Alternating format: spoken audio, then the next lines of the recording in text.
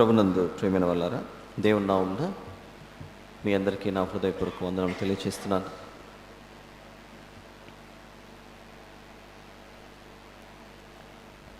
పరమగీతం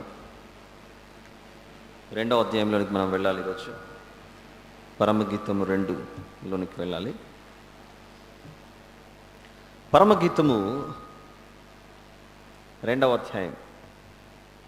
పరమగీతము 2వ అధ్యాయం మొదటి నుంచి ఈరోజు ప్రభు చిత్తమైతే ఈ అధ్యాయాన్ని పూర్తి చేసుకోవడానికి ప్రయత్నిద్దాం. ఈరోజు మొత్తంలో, ఇప్పుడు కాదు.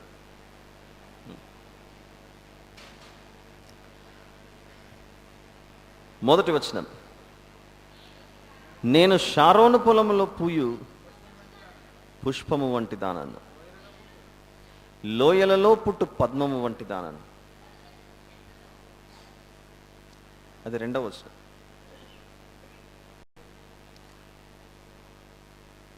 షారోను అనంటే ఈ మధ్యకాలంలో యూట్యూబ్లో షారోన్ సిస్టర్స్ అన్నవాళ్ళు కనబడుతున్నారు, చూసే ఉండొచ్చు. ఆ షారోన్ సిస్టర్ గురించి నేను మాట్లాడట్లేదు.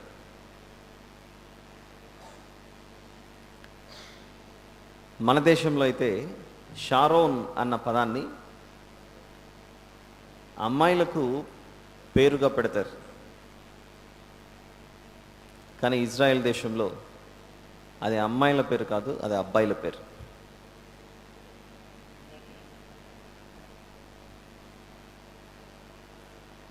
ఎందుకు అనంటే షారోన్ అన్న పదానికి, షారోను అన్న పదానికి అర్థం ఏంటో ఒకసారి మనం చూడాలి.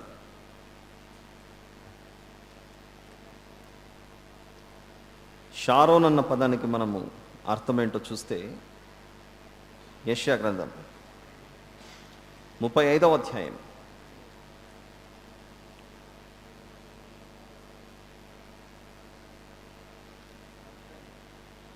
1-2 వచనాలలో, అరణ్యమును ఎండిన భూమియు సంతోషించును, అడవి ఉల్లసించి కస్తూరి పుష్పము వలె పూయును, అది బహుగా పూయుచు ఉల్లసించును, ఉల్లసించి సంగీతములు పాడును, లెబానోను సౌందర్యము దానికి కలుగును, కర్మేలు షారోనులకున్న సొగసు దానికి ఉండును.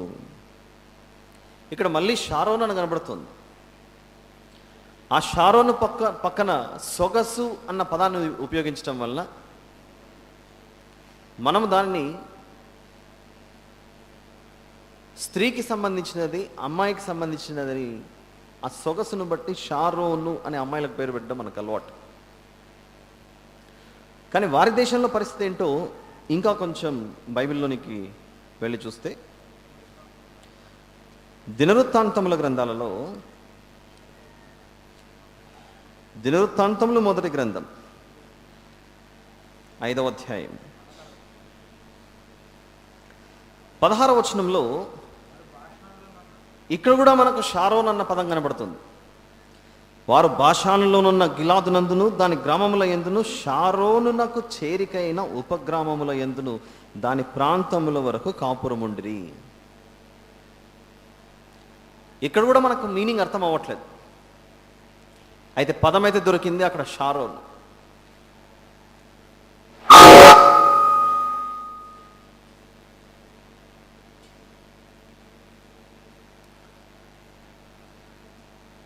ఇన్ని వచనాలను మనం ఎందుకు చూస్తున్నామంటే,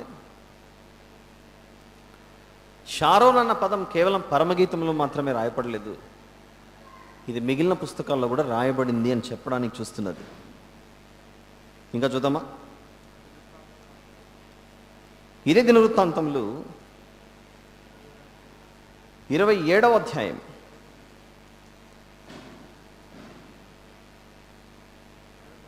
29వ వచనంలో షారోనులో మేయు పశువుల మీద షారోనీయుడైన షిట్రయియు అని ఉంది అక్కడ.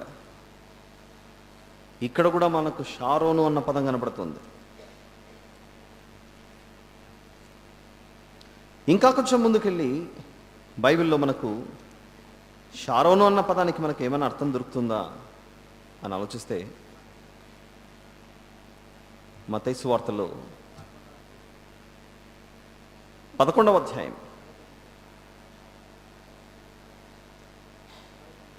29వ వచనంలో షారోనుకు సంబంధించిన ఆ పదం దొరక్కపోయినా దాని మీనింగ్ ఒక చిన్నది దొరుకుతుందని చూద్దాం. నేను సాత్వికుడును దీన మనస్సు గలవాడను గనుక మీ మీద నా కాడి ఎత్తుకుని నా యొద్ద నేర్చుకునుడి. సాత్వికుడును దీన మనస్సు అన్న పదం చూసారా, అన్న పదాలు. ఈ రెండింటిని మనసులో పెట్టుకొని మనం ఆలోచిస్తే ఇశ్రాయేలు భూభాగంలో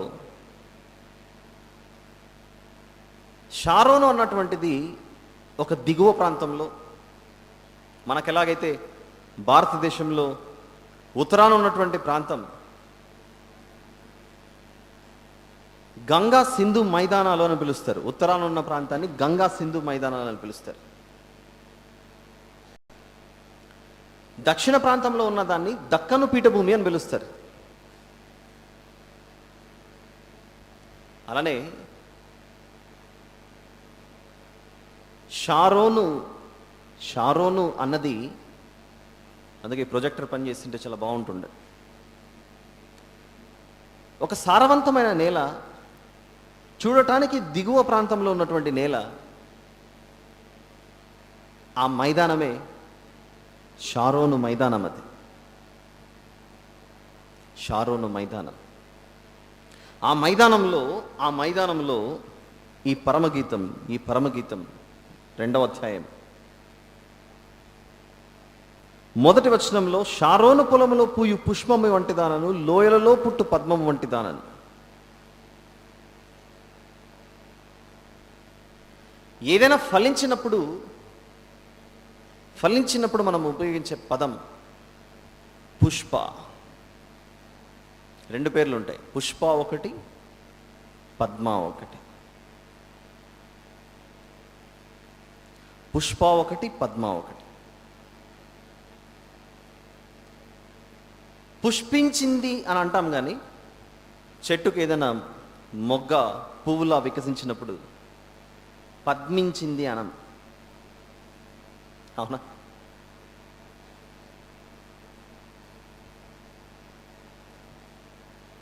నేను షారోను పొలములో పూయు పుష్పము వంటి దానను,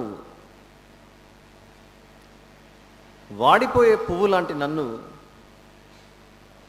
ఒక ఫలింపచేసే లేదా ఫలించడి ద్రాక్షవల్లిగా, పుష్పించేటువంటి వ్యక్తిగా దేవుడు నన్ను మార్చాడు. ఒక చోట ఏమో నల్లని దానని చెప్పుకుంటుంది ఈ ప్రియురాలు, మరొక చోట షారోను పొలములో పూయు పుష్పము వంటి దానను, లోయలలో పుట్టు పద్మము వంటి దానను.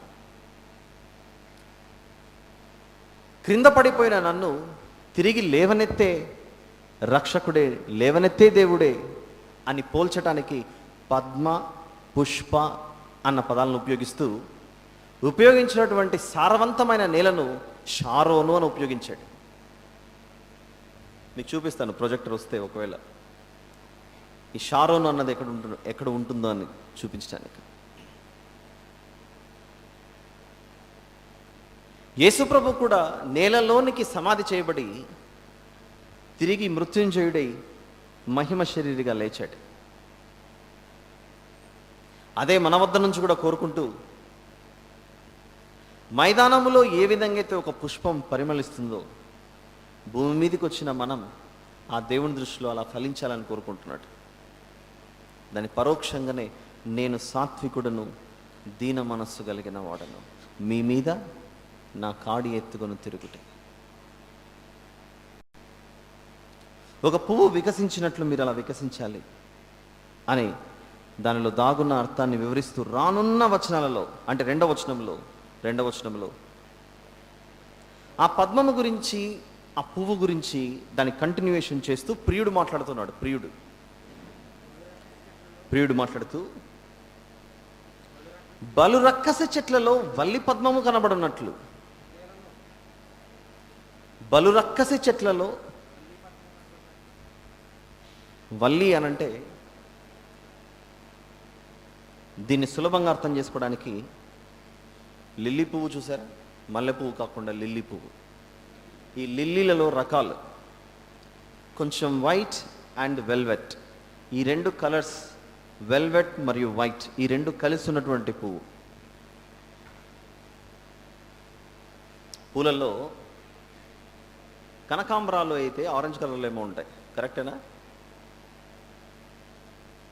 మరి పేరు కరెక్ట్ చెప్తున్నా లేదో నాకు తెలియదు, కరెక్ట్ చేయండి. ఇంకొకటి డిసెంబరాలో ఏదో అంటారు, ఒకలాంటి వెల్వెట్ కలర్లో వస్తుంది అది. మరికొన్ని పూలు వైట్ కమ్ వెల్వెట్తో కలిసి ఉన్నటువంటిది.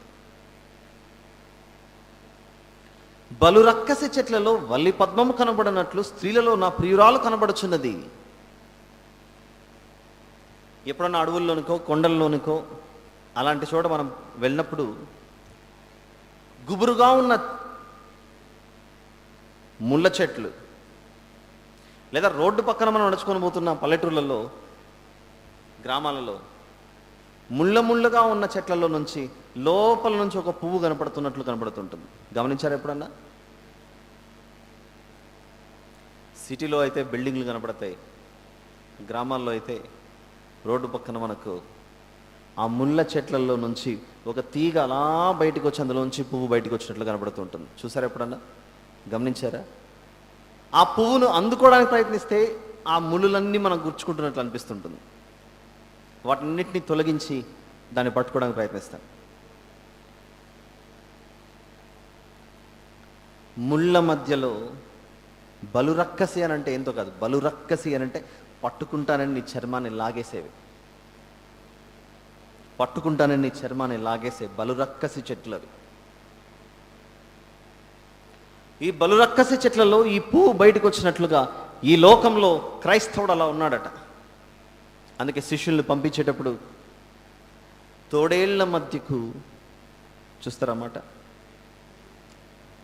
మత్తయి సువార్త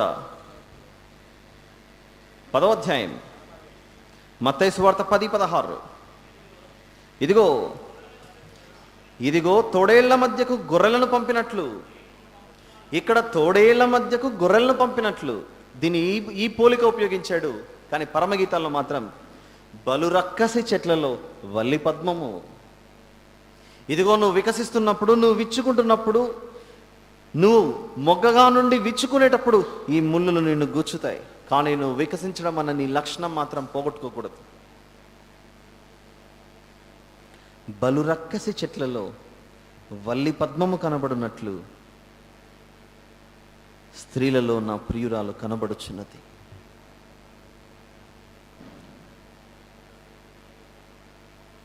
దాన్నే మనం చదివిన ఈ భాగంలో మత్తయి సువార్త 10లో క్రైస్తవుడు లోకంలోనికి ఎలా పోతున్నాడట? తోడేళ్ల మధ్యకు గొర్రెలు పోయినట్లుగా, తోడేళ్ల మధ్యలోనికి గొర్రెలు పోతే అవి పట్టి లాగి మనల్ని పీల్చేస్తాయి. కానీ ఎట్టి స్థితిలో ఉన్నా, ఏ స్థితిలో ఉన్నా, నీవు మాత్రం ఆ ప్రభువును విడువక ఆ పరిమళ వాసనగానే ఉండాలి. ఇంకా చూద్దాం. యోహాను సువార్త 15వ అధ్యాయం, యోహాను సువార్త 15:19. దేనికి చూస్తున్నాం? ఇది బలురక్కసి చెట్లలో వల్లి పద్మం ఉన్నట్లుగా స్త్రీలలో నా ప్రియురాలు కనబడుతోంది అనడానికి మొదటగా మత్తయి సువార్త 10 చూసాం. తోడేళ్ల మధ్యకు మనం వెళ్ళాం గొర్రెలుగా. దాన్నే యోహాను సువార్త 15:19లో మీరు లోక సంబంధులైన ఎడల లోకము తన వారిని స్నేహించును, అయితే మీరు లోక సంబంధులు కారు. నేను మిమ్మల్ని లోకములో నుండి ఏర్పరచుకొంటిని, అందుచేత లోకము మిమ్మల్ని ద్వేషించుచున్నది. చుట్టూ లోకం అలా పొడుచుకొని క్రైస్తవుని హింసించడానికి అడుగడుగున ముందుకేస్తుంటుంది ఇది లోకం. ఆ మాట ఎంత బాగుంది చూడండి. ఇదే వచనం, మీరు లోక సంబంధులైన ఎడల లోకము తన వారిని స్నేహించును, అయితే మీరు లోక సంబంధులు కారు, నేను మిమ్మల్ని లోకముల నుండి ఏర్పరచుకుంటుని, అందుచేతనే లోకం మిమ్మల్ని ద్వేషించున్నది. స్టేజ్ పెరుగుతోంది, మెల్లిమెల్లిగా స్టేజ్ పెరుగుతోంది. ఎలా? బలురక్కసి చెట్లలో వల్లి పద్మం ఉన్నట్లుగా స్త్రీలలో నా ప్రియురాలు కనబడుతోందన్న ప్రభువే మత్తయి సువార్తకు వచ్చిన తర్వాత ఆ బలురక్కసి చెట్లను కాస్త తోడేళ్లుగా మార్చాడు. అక్కడ కనబడుతున్న వల్లి పద్మాన్నే గొర్రెలను పంపినట్లుగా అని గొర్రెలతో పోల్చాడు. అలా పోలికలు ఇంకా ఆపి యోహాను సువార్తకు వచ్చిన తర్వాత మీరు లోకంలో బయలుదేరి వెళుతున్నప్పుడు లోకం మిమ్మల్ని మింగివేయాలని చూస్తుంటుంది. బహుజాగ్రత్త, బహుజాగ్రత్త. ఈరోజు క్రైస్తవునికి ఎదురయ్యే సమస్యలు లోకం నుంచి ఇదే. కొన్ని చోట్ల బైబిల్ పట్టుకొని వెళ్తే చూస్తున్నవారు వెంటనే వారిని బంధించి మా ఊరిలో కానీ, మా వాడలో కానీ, మా వీధిలో కానీ, మా గ్రామంలో కానీ మీరు ఈ వార్తను ప్రకటించకూడదు. ఏంటది? బలురక్కసి చెట్లలో వల్లి పద్మముగా నువ్వు వెళ్ళావు కనుక. ఇంకా చూద్దాం. యోహాను గారు రాసిన మొదటి పత్రిక 5వ అధ్యాయం 19వ వచనంలో మనము దేవుని సంబంధులం, లోకమంతయు ఆ దుష్టుని యందు ఉన్నదని మనం ఎరుగుతాము. యోహాను గారు రాసిన మొదటి పత్రిక 5:19 మనం చూస్తున్నది. మనమేమో దేవుని సంబంధులం, అయితే లోకంలో అనేక మంది దుష్టుని సంబంధులుగా ఉన్నారు, వారి మధ్యలో మీరు జాగ్రత్త అని హెచ్చరిస్తున్నాడు. అయితే క్రీస్తును నమ్మిన తర్వాత క్రైస్తవుడు ఎలా కనబడుతున్నాడట? ఎలా కనబడుతున్నాడు? ఆ ప్రియునికి పరమగీతము 2:2లో బలురక్కసి చెట్లలో వల్లి పద్మము కనబడినట్లు స్త్రీలలో నా ప్రియురాలు కనబడుచున్నది. ఇకపోతే పరమగీతము 2వ అధ్యాయం 3వ వచనంలోకి వెళ్ళిపోవాలి. ఇప్పుడు పరమగీతము 2:3 వాక్యాన్ని ప్రకటించేవారు లేదా వాక్యాన్ని వింటున్నవారు మీకు దొరుకుతున్న అంటే కూర్చొని ఇక్కడ ముందర నేర్చుకున్న ప్రతి ఒక్కరి గురించి మాట్లాడుతున్నాను. మీకు ఇస్తున్న ఈ రెఫరెన్సెస్, ఈ లింక్స్ చాలా జాగ్రత్తగా మీరు భద్రపరచుకోవాలి. రేపొద్దున మీరు సువార్త చెప్పడానికి వెళ్ళినప్పుడు ఈ చూపించిన ఈ ప్రతి లింక్లో నుంచి ఒక దైవ సందేశాన్ని, ఒక వాక్యాన్ని ఎలా దాన్ని బయటకు తీసుకోవచ్చో ఒక చిన్ని ఉదాహరణ మీకు చూపిస్తాను. దాని నుంచి మీరు తలుపులు అంటే ద్వారం తెరుచుకొని అలా వెళ్ళిపోవాలి. ఇప్పుడు చూసిన బలురక్కసి చెట్లదే చెప్తున్నాను. ఒక చిన్న ఎగ్జాంపుల్. బలురక్కసి చెట్లలో వల్లి పద్మము కనబడినట్లు స్త్రీలలో నా ప్రియురాలు కనబడుచున్నది అన్న ఆ మాటను ఎలా మనము ఒక రక్షణ సువార్తలాగా ఎలా మార్చుకోవాలో ఒక చిన్ని క్లూ ఇస్తున్నాను మీకు. క్లూ ఇస్తున్నాను. ఒక ఇర్మియా గ్రంథం తీసుకుంటే, ఇర్మియా గారి గ్రంథం తీసుకుంటే ఆ ఇర్మియా గారి కాలంలో ఒక మాట 25వ అధ్యాయం చూద్దాం. ఇర్మియా గారి 25వ అధ్యాయం, ఇర్మియా గ్రంథం 25. అంటే ఒక చిన్ని లింక్, పరమగీతాలలో నేను మీకు ఇస్తున్న ఈ లింక్స్ ద్వారా ఒక్కొక్క దైవ సందేశాన్ని ఎలా చేసుకోవచ్చో ఒక చిన్న ఎగ్జాంపుల్ మీకు చూపిస్తున్నాను. అక్కడి నుంచి మీరు ఎక్స్ప్లోర్ చేయాలి దీన్ని. ఈత నేర్పించే వరకే ఆ ఈత నేర్పిస్తున్నటువంటి వ్యక్తి బాధ్యత. అయితే ఈత నేర్చుకున్న తర్వాత ఇక కోచ్ వెళ్ళిపోతాడు. నేర్చుకున్నోడే ఇక ఈత కొట్టాలి. 25వ అధ్యాయం ఇర్మియా గ్రంథం 25 3వ వచనంలో ఆమోను కుమారుడును యూదారాజునైన యోషియా 13వ సంవత్సరం మొదలుకొని నేటి వరకు ఈ 23 సంవత్సరములు యెహోవా వాక్కు నాకు ప్రత్యక్షమగుచూ వచ్చెను. నేను పెందలకడ లేచి మీకు ఆ మాటలు ప్రకటించుచూ వచ్చినను మీరు వినకపోతిరి. ఆ ఇశ్రాయేలు జనాంగంతో ఇర్మియా గారు మాట్లాడుతూ, నేను మీ మధ్యలో 23 సంవత్సరాలు ప్రకటించాను. 23 సంవత్సరాలు ప్రకటిస్తే మీరు నా మాట వినలేదు. ఇంకా నన్ను బంధించారు, చెరసాలలో వేశారు, రోజుకు ఒక పూట రొట్టెబెట్టి నన్ను పెంచారు. మీరు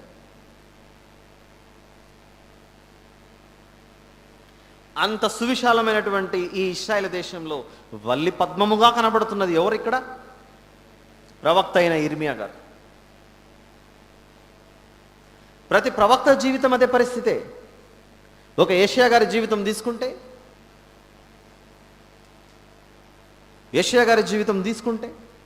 యేషయా పుస్తకం 6వ అధ్యాయం 1వ వచనంలో, రాజైన ఉజ్జియా మృతి నొందిన సంవత్సరమున అత్యున్నతమైన సింహాసనమందు ప్రభువు ఆసీనుడై ఉండగా నేను చూచి తిని.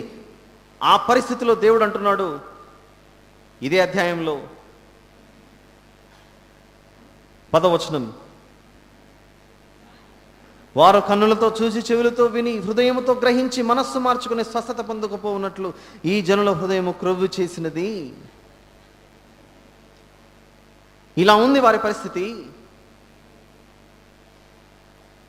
8వ వచనంలో, నేను ఎవరిని పంపెదను, మా నిమిత్తం ఎవడు పోవునని ప్రభువు సెలవీయగా, అప్పుడు యెషయా గారు అంటున్నారు, నేనున్నాను ప్రభువా, నన్ను వాడుకోవా అని అంటున్నాడు అక్కడ. ఈ జనుల హృదయము నాకు దూరం అయిపోయింది. అలాంటప్పుడు నా గురించి బ్రతికేవారు ఎవరు ఉన్నారు అన్నప్పుడు ఒక యెషయా గారు బయటకు వచ్చారు. ఎవరది? బలురక్కసి చెట్లలో వల్లి పద్మమైన యెషయా గారు. అక్కడ ఇంకో క్లూ ఇవ్వమంటారా? దుష్టురాలైన యెజబెలు జీవిస్తున్నప్పుడు, భార్య మాట విని చెడిపోయినటువంటి అహాబు అన్న రాజు పరిపాలిస్తున్న కాలంలో, అడుగడుగున ఏలియా అన్నటువంటి ప్రవక్తని పొడుచుకొని చంపి తీసివేయాలనుకున్నది ఎవరు? వీరు కారా? అలాంటప్పుడు ఈ బలురక్కసి చెట్ల మధ్య వల్లి పద్మముగా వికసించిన దైవజనుడు ఎవరు చెప్పండి? ప్రవక్త అయిన ఏలియా గారు. చాలా అలా ఆలోచిస్తే మీరు ఒక పెద్ద సందేశాన్ని బయటికి తీసేయచ్చు.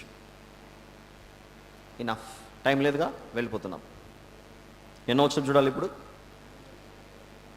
3, అడవి వృక్షములలో జల్దరు వృక్షం ఎట్లున్నదో పురుషులలో నా ప్రియుడు అట్లున్నాడు. ఆనందభరితనై నేను అతని నీడను కూర్చుంటుని, అతని ఫలము నా జిహ్వకు మధురము. ఇక్కడ ఒక చిన్న బ్రేక్ వేసి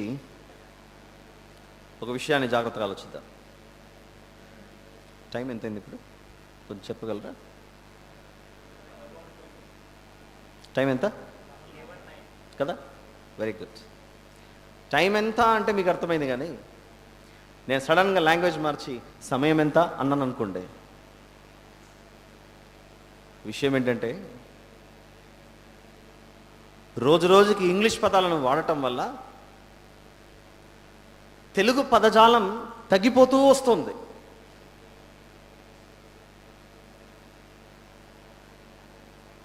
ఎక్కడన్నా ఆఫీసుల్లో కానీ, పనిచేసే చోట కానీ, good morning sir, good morning అని అంటామే కానీ దగ్గరికి వెళ్ళి శుభోదయం, మీకు శుభోదయం అని అంటామా?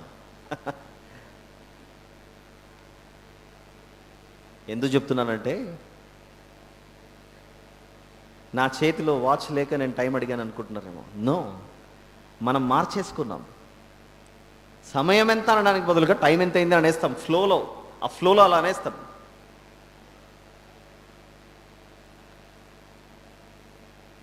గుడ్ ఈవినింగ్ సార్ అని పిలుస్తాం, చెప్తాం. అంతేగాని శుభ సాయంత్రకాలం అని అంటామా మనం? ఎలాగైతే ఇంగ్లీష్కి అలవాటు పడిన తర్వాత తెలుగును మర్చిపోవడం ప్రారంభమైందో, ఈ జల్దరు వృక్షం అనేది ఏదైతే ఉందో, ఇంగ్లీష్ లాంగ్వేజ్కి మనం అలవాటు పడిన తర్వాత జల్దరు అన్న దాన్ని మర్చిపోయాం. మనం పూర్తిగా మర్చిపోయాం. అసలు అది డిక్షనరీలో ఉంది అన్న విషయం కూడా మనం మర్చిపోయాం ఇంగ్లీష్కి అలవాటు పడిన తర్వాత. ఎందుకంటే చిన్నప్పుడు మొట్టమొదటిసారిగా నేర్పించే పదమే ఇది. ఏ ఫర్ యాపిల్ ట్రీ అంటే ఏదో కాదు, జల్దరు వృక్షం.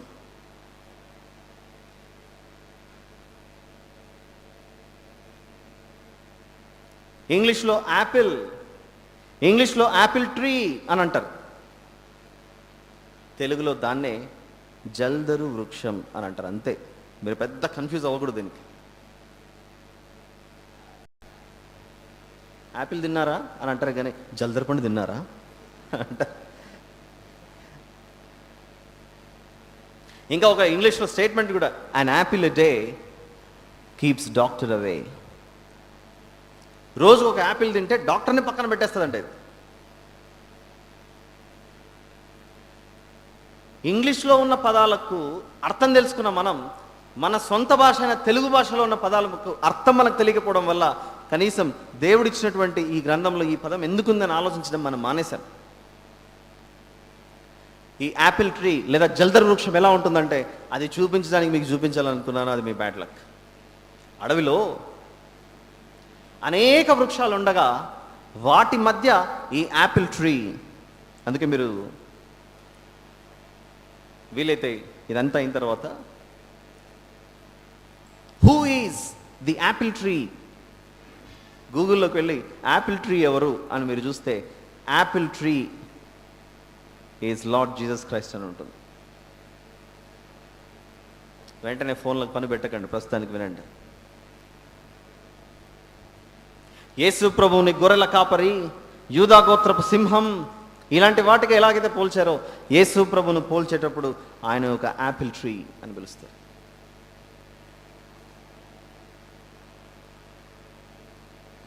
బాగానే రాశారు ఈ స్లోగన్ కూడా. An apple a day keeps doctor away అని అంటే, రోజుకు ఒక యాపిల్ పండు తింటే వైద్యుడు అవసరం లేదట.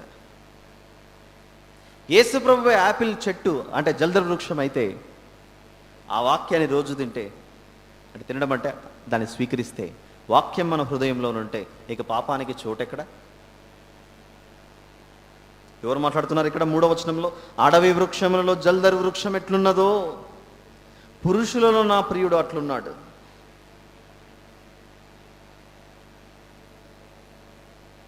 ఆనందభరితనై నేను అతని నీడను కూర్చుంటుని, అతని ఫలము నా జిహ్వకు మధురము. దీనికి సంబంధించి మరిన్ని వివరాలు బైబిల్లోనికి వెళ్ళి చూస్తే,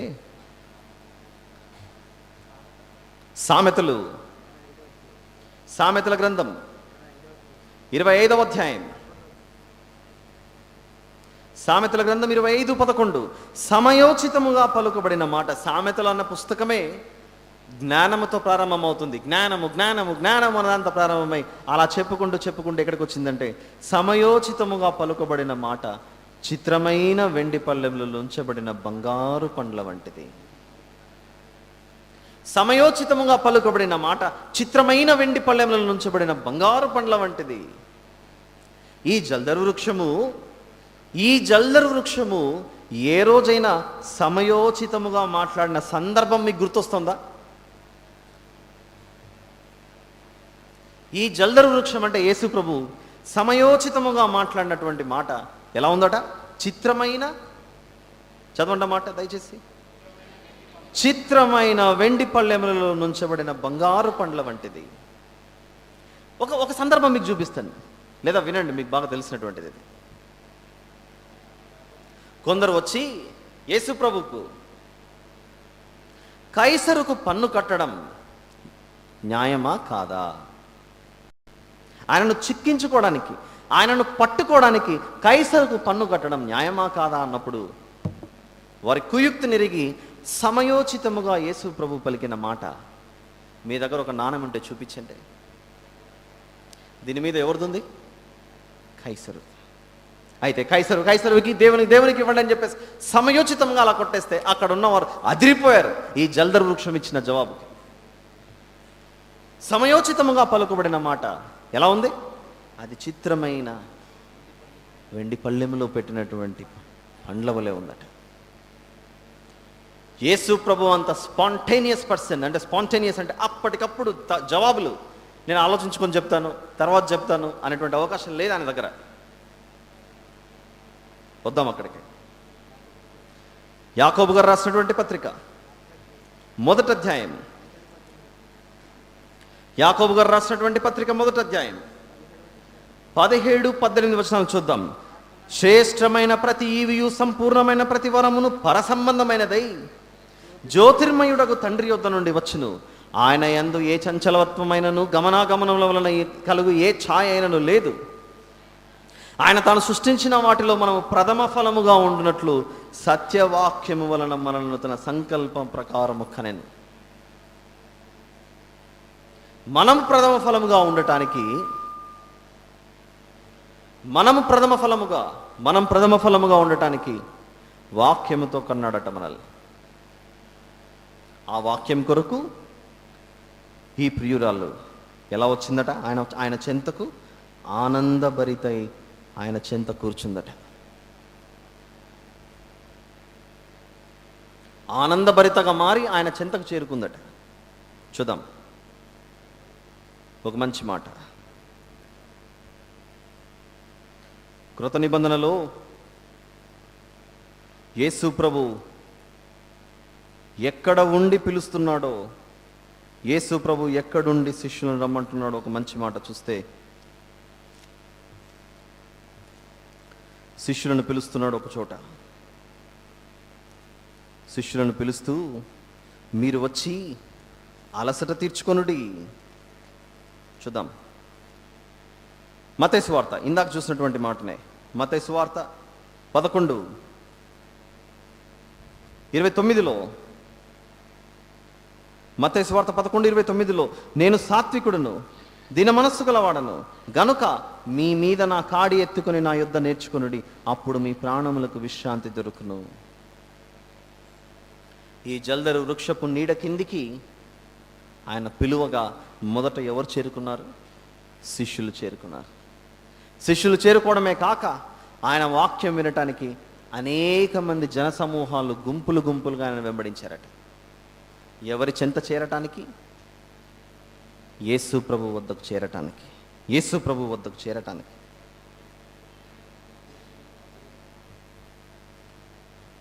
ఇదే మాటను, ఈ అర్థాన్ని ఇచ్చేటువంటి మరొక మాట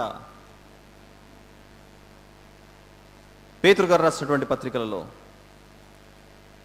పేతురు గారు రాసినటువంటి మాటల్లో పత్రికలలో, మొదటి పత్రిక మొదటి అధ్యాయం 8వ వచనం, మీరాయనను చూడకపోయినను ఆయనను ప్రేమించుచున్నారు. మీరాయనను చూడకపోయినను ఆయనను ప్రేమించుచున్నారు. ఇప్పుడు ఆయనను కన్నులారా చూడకయే విశ్వసించుచు మీ విశ్వాసమునకు ఫలమును అనగా ఆత్మరక్షణను పొందుచు చెప్పన శక్యమును మహిమాయుక్తమునైన సంతోషము గల వారై ఆనందించుచున్నారు. ఒకసారి వీలైతే కూలర్ ఆఫ్ చేయరా ప్లీజ్.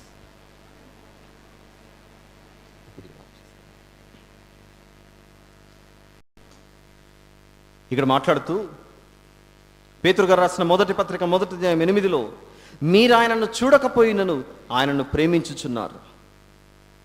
ఇప్పుడు ఆయనను కన్నులారా చూడకయే విశ్వసించుచు మీ విశ్వాసమునకు ఫలమును అనగా ఆత్మరక్షణను పొందుచు చెప్పన శక్యమును మహిమాయుక్తమునైన సంతోషము గల వారై ఆనందించుచున్నారు. ఎందుకు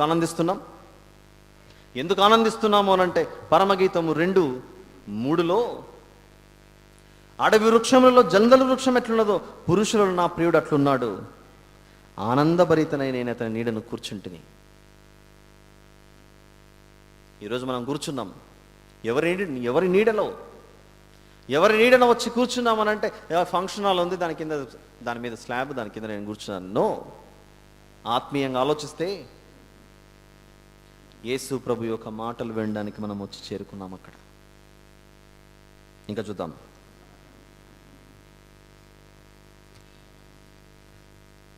యెషయా గ్రంథం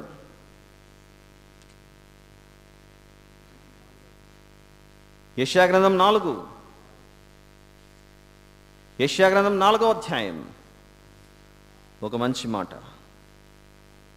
6వ వచనం చూద్దాం.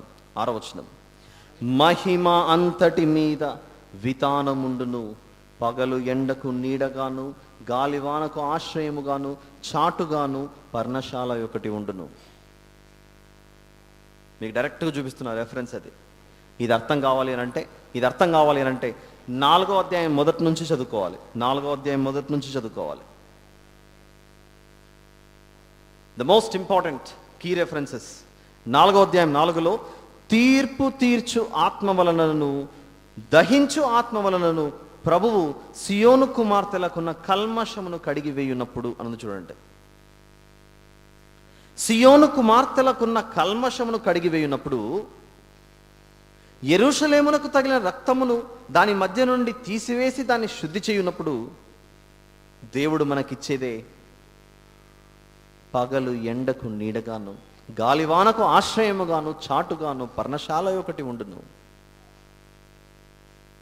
ఇలా చెబితే అర్థం కాదేమో కానీ మనకు తెలియకుండానే మనం ఒక ప్రార్థన చేస్తాం. స్త్రీ అని భేదం లేదు, పురుషుడు అని భేదం లేదు. మన సంఘాలలో ప్రతి ఆదివారం మీరు కలుసుకున్నప్పుడు దేవుడు చేసిన మేళ్ళకై మీరు దేవుణ్ణి స్తుతించండి, ప్రార్థించండి అని చర్చిలో ముందర నిలబడిన వారు పిలిచినప్పుడు, లేదా మీకు అవకాశం వచ్చినప్పుడు ప్రార్థనలో మనం మాట్లాడే పదం ఏంటో తెలుసా, లేదా మనం మాట్లాడే మాట ఏంటో తెలుసా? తండ్రి, మీ కుమారుని ఈ లోకానికి పంపించారు, మాకు రక్షణను దయచేశారు. ఇంతేకాక పాపినైన నన్ను నీ సిలువ చాటున మరుగుపరిచావు తండ్రి అని అంటారా అనరా? చెప్పండి. విన్నారు ఎప్పుడన్నా? మీరు చేయకపోయినా కొందరైతే చేస్తుంటారు ఈ ప్రార్థన. నన్ను నీ సిలువ చాటున మరుగుపరిచావు, అందుకై నీకు స్తోత్రం. ఏంటది? సిలువ చాటున నన్ను మరుగుపరిచావంటే ఏంటది? దాన్ని ఏమంటారు తెలుసా? పరమగీతము. పరమగీతము 2:3 వచనంలో, నీవు ఆనందభరితుడవై ఆయన నీడను కూర్చోడానికి నువ్వు రాగా సిలువ చాటున మరుగుపరిచిన ఆయన నిన్ను ఆనందభరితురాలుగా చేశాడు. ఎప్పుడైనా ఆయన వద్దకు నువ్వు వస్తుంటే గెట్అవుట్ అన్నాడా? ఎప్పుడన్నా రావద్దన్నాడా? లేదుగా. అన్ని వివరాలు కలిసి ఉన్నటువంటి ఆ మాటనే ఆనందభరితనై నేను అతని నీడను కూర్చుంటుని.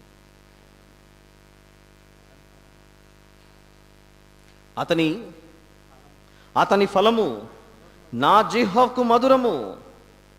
అతని ఫలము నా జిహ్వకు మధురము.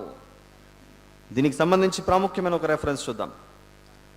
సామెతల గ్రంథం 3వ అధ్యాయం. సామెతల గ్రంథం 3:18. దానిని అవలంబించు వారికి అది జీవవృక్షము, దాన్ని పట్టుకుని వారందరూ ధన్యులు. దేని పట్టుకున్నవారు? దేవుని వాక్యం, యేసు ప్రభువు నుండి వెలువడుతున్నటువంటి వాక్యం. అందుకే యోహాను సువార్త 4లో ఆ స్త్రీ సమరయురాలు వచ్చినప్పుడు యేసు ప్రభు పలికిన మాటే, అమ్మా నేనిచ్చు నీళ్లు తాగితే ఇంకెప్పుడు కూడా నీకు దాహం కాదు. అనేక సందర్భాలు ఆయన మాట్లాడుతూ మీ కడుపులో ఊరిడి ఊట ఏందంటున్నారు? అది ఆత్మ సంబంధమైన విషయాలను ఆత్మకు సంబంధమైన వాటికనే ఆలోచిస్తే నీవు అర్థమవుతుంది. దానిని అవలంబించు వారికి అది జీవవృక్షము, దాన్ని పట్టుకుని వారందరూ ధన్యులు. అయితే దేవుడు ఉచితముగా ఇచ్చే ఈ జీవవృక్ష ఫలాన్ని కొందరు చేతులారా పోగొట్టుకుంటారు. ఎవరు పోగొట్టుకున్నారు అలా? ఏదేను తోటలో ఆదాము హవ్వ గారు. ఆ పోగొట్టుకుపోయినటువంటి ఆ జీవవృక్ష ఫలాన్నే తిరిగి మనకు యేసు ప్రభు మాట్లాడుతూ ప్రకటన గ్రంథం 2వ అధ్యాయం, ప్రకటన గ్రంథం 2:7 వచనం చూద్దాం. 7వ వచనం. చెవిగలవాడు ఆత్మ సంగములతో చెప్పుచున్న మాట వినుగాక, జయించువానికి దేవుని పరదైసులో ఉన్న జీవవృక్ష ఫలములు భుజింపనిత్తును.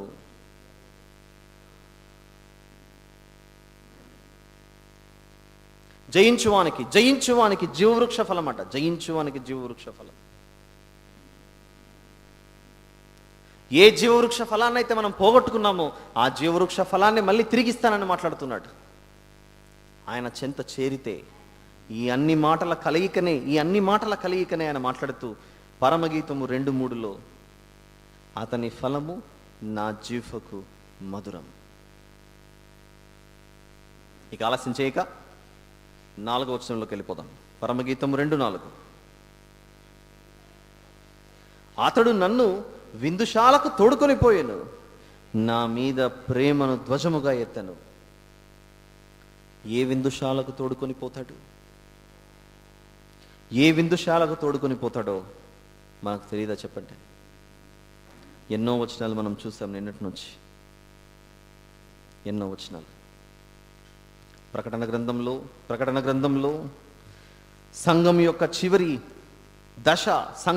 చివరి దశ ఎక్కడికి చేరుకుంటుంది? ప్రకటన గ్రంథం 19 6 నుంచి 9 వచనాలు మీరు మళ్ళీ చదవండి.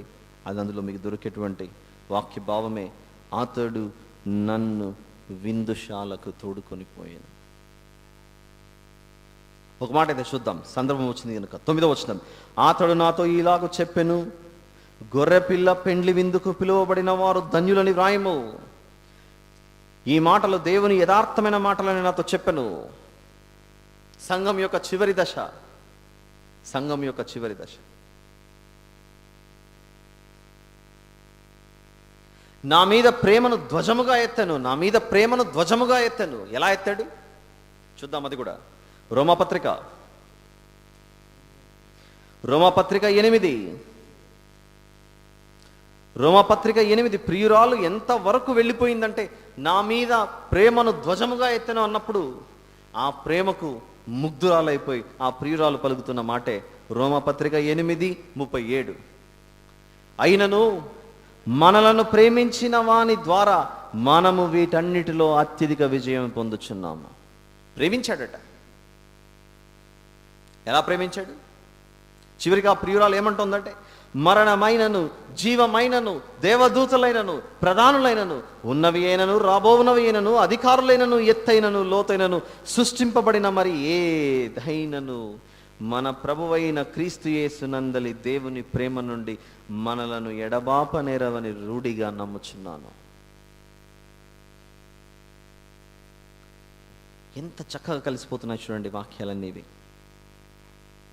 ఒకసారి మరొక మాట, కొరింథీయులకు రాసినటువంటి మొదటి పత్రిక 15వ అధ్యాయం, కొరింథీయులకు రాసినటువంటి మొదటి పత్రిక 15:57 వచనం చూద్దాం. అయినను మన ప్రభువైన యేసు క్రీస్తు మూలముగా మనకు జయం అనుగ్రహించుచున్న దేవునికి స్తోత్రము కలుగుగాక. దేని నుండి జయం అనుగ్రహిస్తున్నాడు? దేని నుండి జయం అనుగ్రహిస్తున్నాడు అంటే 55వ వచనంలో చెబుతూ, ఓ మరణమా నీ విజయం ఎక్కడా, ఓ మరణమా నీ ముల్లెక్కడా. మరణము కూడా ఆ ప్రేమను బంధించలేదు అని మాట్లాడుతున్నాడు అక్కడ. మరణము కూడా ఆ ప్రేమను బంధించలేదు. మరణము కూడా. ఇకపోతే పరమగీతం 2:5లోనికి వస్తున్నాను ఇప్పుడు. 2:5, ప్రేమాతిశయము చేత నేను మూర్ఛిల్లుచున్నాను, ద్రాక్ష పండ్ల ఎడలు పెట్టి నన్ను బలపరచుడి, జల్దరు పండ్లు పెట్టి నన్ను ఆదరించుడి. ప్రేమాతిశయము చేత నేను మూర్ఛిల్లుచున్నాను, ద్రాక్ష పండ్ల ఎడలు పెట్టి నన్ను బలపరచుడి, జల్దరు పండ్లు పెట్టి నన్ను ఆదరించుడి. దీనికి సంబంధించి ఒక ప్రాముఖ్యమైన రెఫరెన్స్ మనం చూడాలి. కీర్తన 84, కీర్తన గ్రంథం 84 2వ వచనం చూద్దాం. 2వ వచనం, యెహోవా మందిరావరణములను చూడవలెనని, యెహోవా మందిరావరణములను చూడవలెనని నా ప్రాణము ఎంతో ఆశపడుచున్నది, అది సొమ్మసిల్లుచున్నది. జీవము గల దేవుని దర్శించుటకు నా హృదయమును నా శరీరమును ఆనందముతో కేకలు వేయుచున్నవి. దేనితో? ప్రభువును చూడాలని, దేవుణ్ణి చూడాలని ప్రేమాతిశయము చేత నేను మూర్ఛిల్లుచున్నాను. దేవుని ప్రేమ ఎటువంటిది ఒకటి వివరిస్తాను, వినండి జాగ్రత్తగా.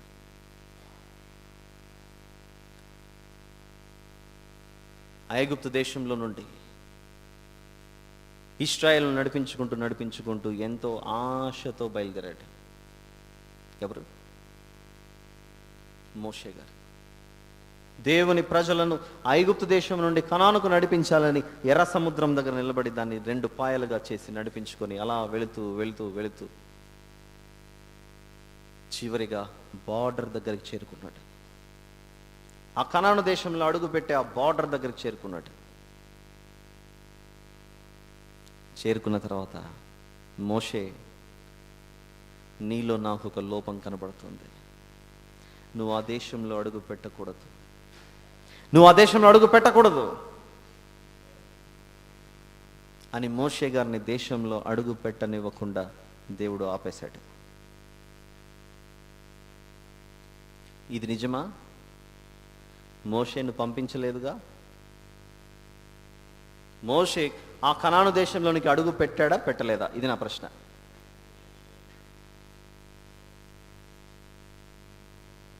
పెట్టకపోయినా అడుగు పెట్టలేదు. ఎంత ఆశతో వెళ్ళింటాడు చూడండి వాగ్దాన దేశాన్ని పొందుకోవడానికి. ఆ వాగ్దాన దేశాన్ని పొందుకోవడానికి ఎంత ఆశతో బయలుదేరాడో చివరి దాకా వెళ్ళిన తర్వాత ఆగిపోయాడు. అయితే ఇప్పుడు నేనంటున్నాను, అప్పుడు పోగొట్టుకున్న దేశం, చూడలేని దేశాన్ని తిరిగి దేవుడు మళ్ళీ మోషే గారికి చూపించాడు. చూద్దామా మాట. లూకా సువార్త 9వ అధ్యాయం, లూకా సువార్త 9:28 నుంచి కొన్ని వచనాలు చూద్దాం. లూకా సువార్త 9:28. ఈ మాటలు చెప్పినది మొదలుకొని రామారామి 8 దినములైన తర్వాత ఆయన పేతురును, యోహానును, యాకోబును వెంటబెట్టుకుని ప్రార్థన చేయుటకు ఒక కొండ ఎక్కను. ఆయన ప్రార్థించుచుండగా ఆయన ముఖరూపము మారెను, ఆయన వస్త్రములు తెల్లనివై దగదగ మెరిసెను. మరియు 2 పురుషులు ఆయనతో మాట్లాడుచుండిరి, వారు మోషే, ఏలియా అనువారు. యేసు ప్రభు కొండ ఎక్కి ప్రార్థన చేస్తుండగా యేసు ప్రభుతో పాటు ఎవరొచ్చి చేరుకున్నారు అక్కడ? మోషే, ఏలియా గారు. ఇక్కడ కూర్చున్న వారు 2 అభిప్రాయాలు ఉండొచ్చు. ఈ మాట, ఈ వాక్యం తెలిసిన వాళ్ళైతే మోషే గారిని దేవుడు లోపలికి పంపించాడు, కనాను దేశాన్ని చూశాడని చెప్పుకోవచ్చు. మరికొందరైతే మోషే కనాను దేశంలోనికి ప్రవేశించలేదు అనే దాని మీద నిలబడిపోయి ఉంటారు. కానీ దేవుడు ఏం చేశాడో తెలుసా? పాత నిబంధన కాలంలో మోషే, నిన్ను ఆపేస్తున్నాను, నిలిపేస్తున్నాను, చూడద్దు ఆ దేశంలోకి అన్నాడు, వెళ్ళొద్దన్నాడు.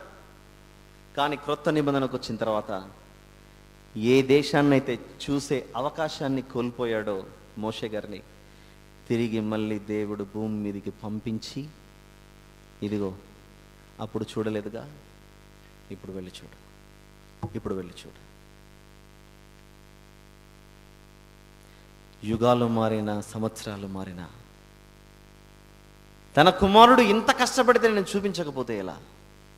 బంపర్ ఆఫర్ ఇచ్చాడు. ఏంటో తెలుసా? ఒకవైపు ఆ దేశంలోనికి మోషే గారిని తిరిగి పంపడమే కాక ఎదురుగా యేసు ప్రభువును కూడా చూపిస్తున్నాడు. ఎవరితో మాట్లాడుతున్నారు అక్కడ లూకా సువార్తలో? మోషే గారు ఎవరితో మాట్లాడుతున్నారు? యేసు ప్రభు. వచ్చి దేని గురించి మాట్లాడుతున్నారు?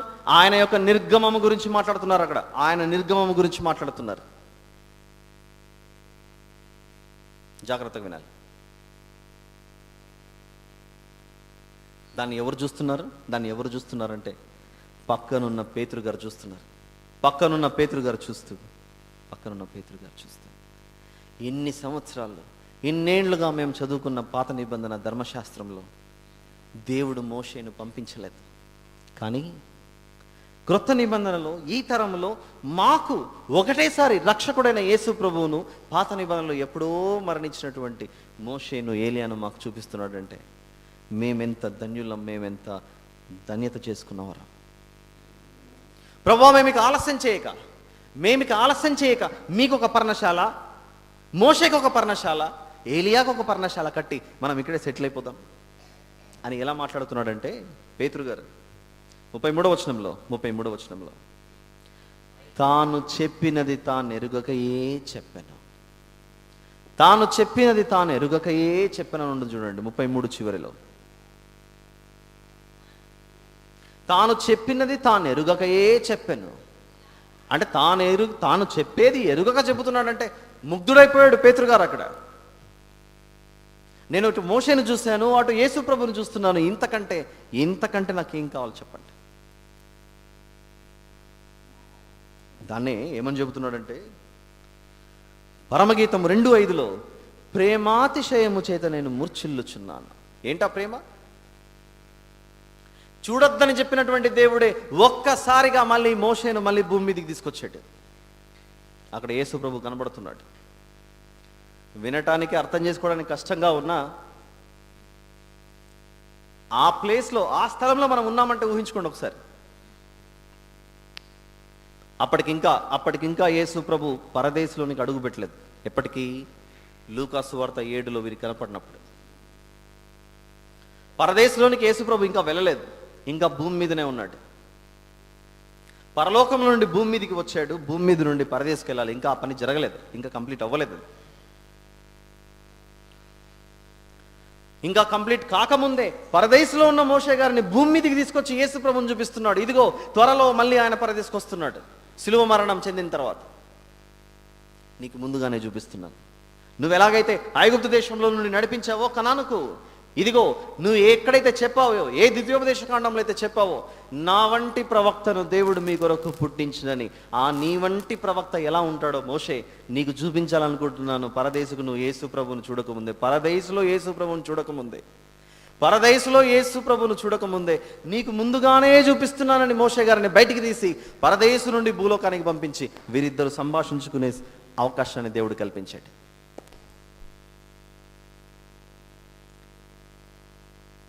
ఒప్పుకుంటారా లేదా? ఇవన్నీ అక్కడ కనపడుతుంది మనకు. వీటిని కల్లారా చూస్తున్నటువంటి శిష్యులు ముగ్ధులైపోయారు. అక్కడ ముగ్ధులైపోయారు. మూర్ఛిల్లిపోయాడు పేతురు గారు. ఇంత ప్రేమనా దేవునికి. ఇదిగో ప్రభువా, మిమ్మల్ని పోగొట్టుకుంటే మాకు కష్టం, మేము కూడా ఇక్కడ సెటిల్ అయిపోతాం, మీరు కూడా మీతో పాటు. ఇంకా చూద్దాం 5వ వచనం. ద్రాక్ష పండ్ల ఎడలు పెట్టి నన్ను బలపరచుడి, జల్దరు పండ్లు పెట్టి నన్ను ఆదరించుడి. ఆ తర్వాత యేసు ప్రభు వారి పక్కనే ఉంటూ ఆయన వాక్యాన్ని చెప్పి బలపరిచి, ఇప్పుడు ఈ విషయం ఎవరికి చెప్పకండి, సమయం వస్తుంది అప్పుడు చెప్పండి అని చెప్పేసి వెళ్ళిపోయాడు. అక్కడ ద్రాక్ష పండ్ల ఎడలు పెట్టి నన్ను బలపరచుడి అంటే ద్రాక్ష పండ్ల ద్వారా వచ్చేది ఏంటి? ఆ రసం, రక్తం. ఇవన్నీ సూచనగా రాయబడినటువంటి పదాలు. అక్కడ ఇవన్నీ సూచనగా రాయబడిన పదాలు. ఇకపోతే ఆలస్యం చేయక 6వ వచనంలోకి వచ్చేయాలి మనం. 6వ వచనం. అతని ఎడమ చెయ్యి నా తల క్రిందనున్నది, కుడి చేతి అతడు నన్ను కౌగిలించుచున్నాడు. అంటే ఇలా పడుకున్నప్పుడు పసిపిల్లల్ని మనం ఎలాగైతే ఎడమ చెయ్యి మీద పెట్టుకొని పడుకుంటామో, ఈ ప్రియురాలిని ఆ ప్రియుడు ఎడమ చెయ్యి ఆ ప్రియురాలి తల క్రింద ఉందట, కుడి చెయ్యి అతన్ని కౌగలించుచున్నదట. మర్చిపోతారు కనుక ఒక రెఫరెన్స్ చూపించి దీని యొక్క వివరణలోకి వస్తాను. చూద్దాం. అది రోమపత్రిక 8 5వ వచనం. శరీరానుసారులు శరీర విషయముల మీద మనస్సునుంతురు, ఆత్మానుసారులు ఆత్మ విషయముల మీద మనస్సునుంతురు. మొదటి నుంచి చెప్పుకుంటూ వస్తున్నాను. ఇది ఎడమ చెయ్యి తల క్రింద ఉంది, కుడి చెయ్యి కౌగలించుకుంది, ఎడమ చెయ్యి తల క్రింద ఉంది, కుడి చెయ్యి ఖర్చుకుంది అనేసరికి ఏమనుకుంటామంటే మనం నిజంగానే ప్రియురాలు ఖర్చుకొని పడుకొని ఉన్నారని అనుకుంటాం మనం. నో, అది శరీరానుసారం ఆలోచించేది. అది చూద్దామా? దానికి సంబంధించి ఒక మంచి మాట. దినవృత్తాంతములు 2వ గ్రంథం. ఎడమ చెయ్యి తల క్రింద ఉండడం ఏంటి, కుడి చెయ్యి కౌగలించుకోవడం ఏంటి? ఒక మంచి మాట చూడాలి. దినవృత్తాంతములు 2వ గ్రంథం 11వ అధ్యాయం. దినవృత్తాంతములు 2వ గ్రంథం 11 12వ వచనంలో ఇక్కడ జరిగిన సందర్భం. ఇశ్రాయేలు దేశం 2 భాగాలుగా విభజింపబడినప్పుడు సొలొమోను గారి మరణం తర్వాత యూదా వారిని హత్తుకొని జీవించిన జనాంగం ఎవరో ఒకసారి మనం చూస్తే 12వ వచనం. మరియు వాటిలో డాళ్లను బల్లెములను ఉంచి ఆ పట్టణంలో బహుబలవంతమైన వాటిగా చేసెను. ఎవరిది? రెహబామన్న రాజు, సొలొమోను కుమారుడు. అప్పుడు రెహబామన్న దావీదు మనవడును సొలొమోను కుమారుడైనటువంటి రెహబామును ఆ యూదా జనాంగాన్ని హత్తుకొని విడువక ఉన్నటువంటి జనాంగమే బెన్యామీనీయులు. అక్కడ కనబడుతుంది చూడండి. యూదా వారును బెన్యామీనీయులు అతని పక్షము నుండి, ఎవరి పక్షాన? యూదుల పక్షాన. యూదుల్లో నుండే రక్షణ వస్తే, వెరీ వెరీ ఇంపార్టెంట్ ఎక్స్ప్లెనేషన్ ఇది. యూదుల్లో నుండి రక్షణ అంటే యూదుల్లో నుంచి యేసు ప్రభు వస్తే యూదుల్ని హత్తుకొని ఉన్నటువంటి బెన్యామీనీయుల పరిస్థితి ఎలా ఉందో ఒకసారి మనం చూడాలి. దినవృత్తాంతములు 2వ గ్రంథం 11, 12 మనం చూసాం. ఒక్కసారి మనం ద్వితీయోపదేశ కాండం బెన్యామీనీయుల గురించి మోషే గారు చనిపోయే ముందుగా, బెన్యామీనీయుల గురించి మోషే గారు మరణించే ముందు బెన్యామీనీయుల గురించి మాట్లాడుతున్న మాట జాగ్రత్తగా మనం చదవాలి. ఇక్కడ 33వ అధ్యాయం ద్వితీయోపదేశ కాండం 33. బెన్యామీనీయుల గురించి మోషే గారు కన్ను మూసే ముందు మాట్లాడుతున్న మాట ఇది. 12వ వచనం, 33:12.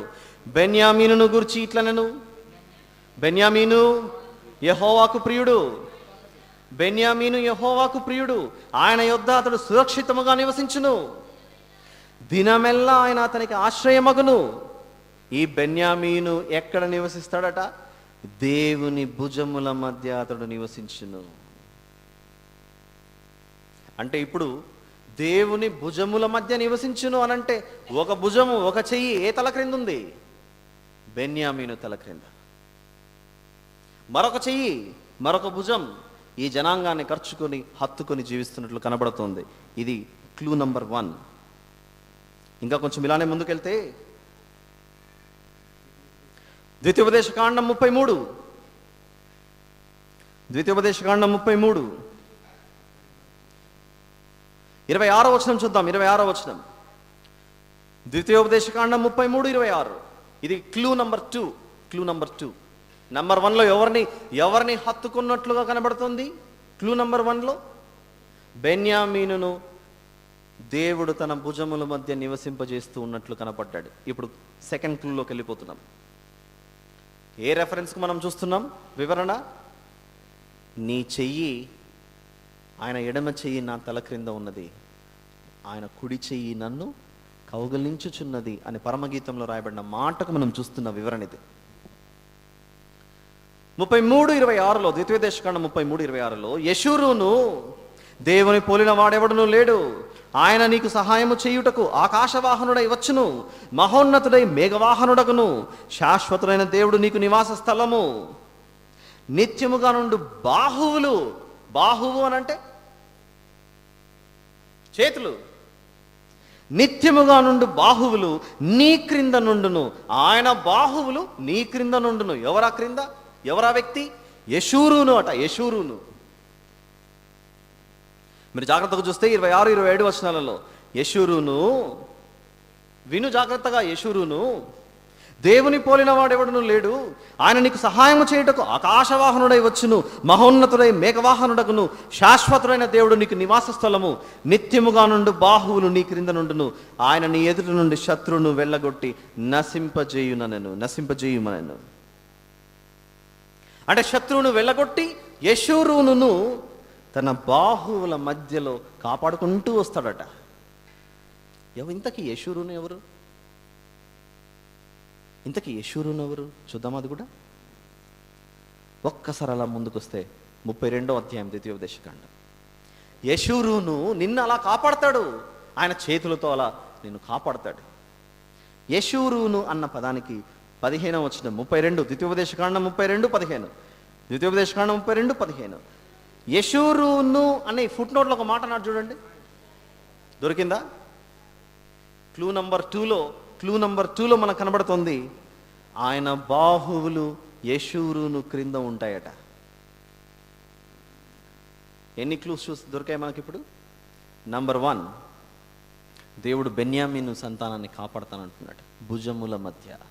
నంబర్ 2లో ఎవరు కనబడుతున్నారు? కేవలం బెన్యామీనీయులు మాత్రమే కాదు, ఇశ్రాయేలు జనాంగమంతా దేవుని యొక్క చేతుల నీడ కింద బ్రతుకుతూ ఉంటారట. కేవలం ఇశ్రాయేలీయులనైనా ఇంకా ఎవరినైనా కాపాడతాడా? మరొక వచనం చూద్దాం ఇప్పుడు.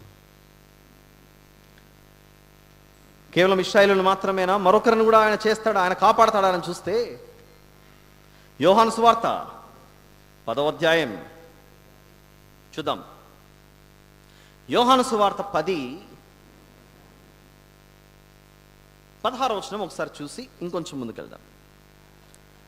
యోహాను సువార్త 10:16. ఈ దొడ్డివి కాని వేరే గొర్రెలను నాకు గలవు. మీరు మాత్రమే కాదు గొర్రెలు నాకు, ఇశ్రాయేలు సంతానమా, మీరు మాత్రమే కాదు నాకు గొర్రెలు, ఈ దొడ్డివి కాని వేరే గొర్రెలు కూడా ఉన్నాయి. ఆ గొర్రెలను ఎవరు? మరొక దొడ్డి, మరొక గొర్రెలు ఎవరు? అన్ని జనాంగం. మనకు తెలీదా చెప్పండి? అన్ని జనాంగం. వీటి గురించి మాట్లాడుతూ ఇదే అధ్యాయం అంటే యోహాను సువార్త 10:26 నుంచి చూద్దాం. 10:26 నుంచి.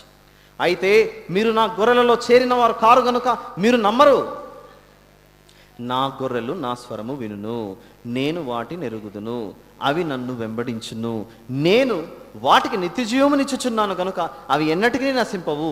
ఎవడును ఎవడును ఎవడును ఎవడును వాటిని నా చేతిలో నుండి అపహరింపడు. ఇంకా చూద్దాం, అలా కింది చదువుకుంటూ వస్తే, ఎవడును నా గొర్రెలను నా చేతిలో నుండి అపహరింపడు. ఎందుకంటే నా ఎడమ చెయ్యి వారి తల క్రింద ఉన్నది, నా కుడి చెయ్యి వారిని హత్తుకొని ఉన్నది. వాటిని నాకిచ్చిన నా తండ్రి, ఆ మాట 29, వాటిని నాకిచ్చిన నా తండ్రి అందరికంటే గొప్పవాడు కనుక నా తండ్రి చేతిలో నుండి ఎవడును వాటిని అపహరింపలేడు. ఎందుకు? నేనును తండ్రియును ఏకమై ఉన్నాము, మేమిద్దరము కలిసి నా గొర్రెలకు మా ఎడమ చెయ్యి వారి తల క్రింద పెట్టి కుడి చేతితో నా గొర్రెలను మేము ఖర్చుకొని హత్తుకొని కౌగలించి ఉన్నాం. అందుకే ఏమని ప్రార్థిస్తున్నాడు యోహాను సువార్త 17లో, నా తండ్రి, నేనును నీవును ఏకమై ఉన్నలాగున వారును మనతో ఏకమై ఉండులాగున కృపచూపవా అని ప్రార్థన చేశాడా లేదా చెప్పండి? ప్రార్థన చేశాడు. చూద్దాం, పరమగీతము 2:6 చూస్తున్నాం మనం. అతని ఎడమ చెయ్యి నా తల క్రిందనున్నది, కుడి చేత అతడు నన్ను కౌగలించుచున్నాడు.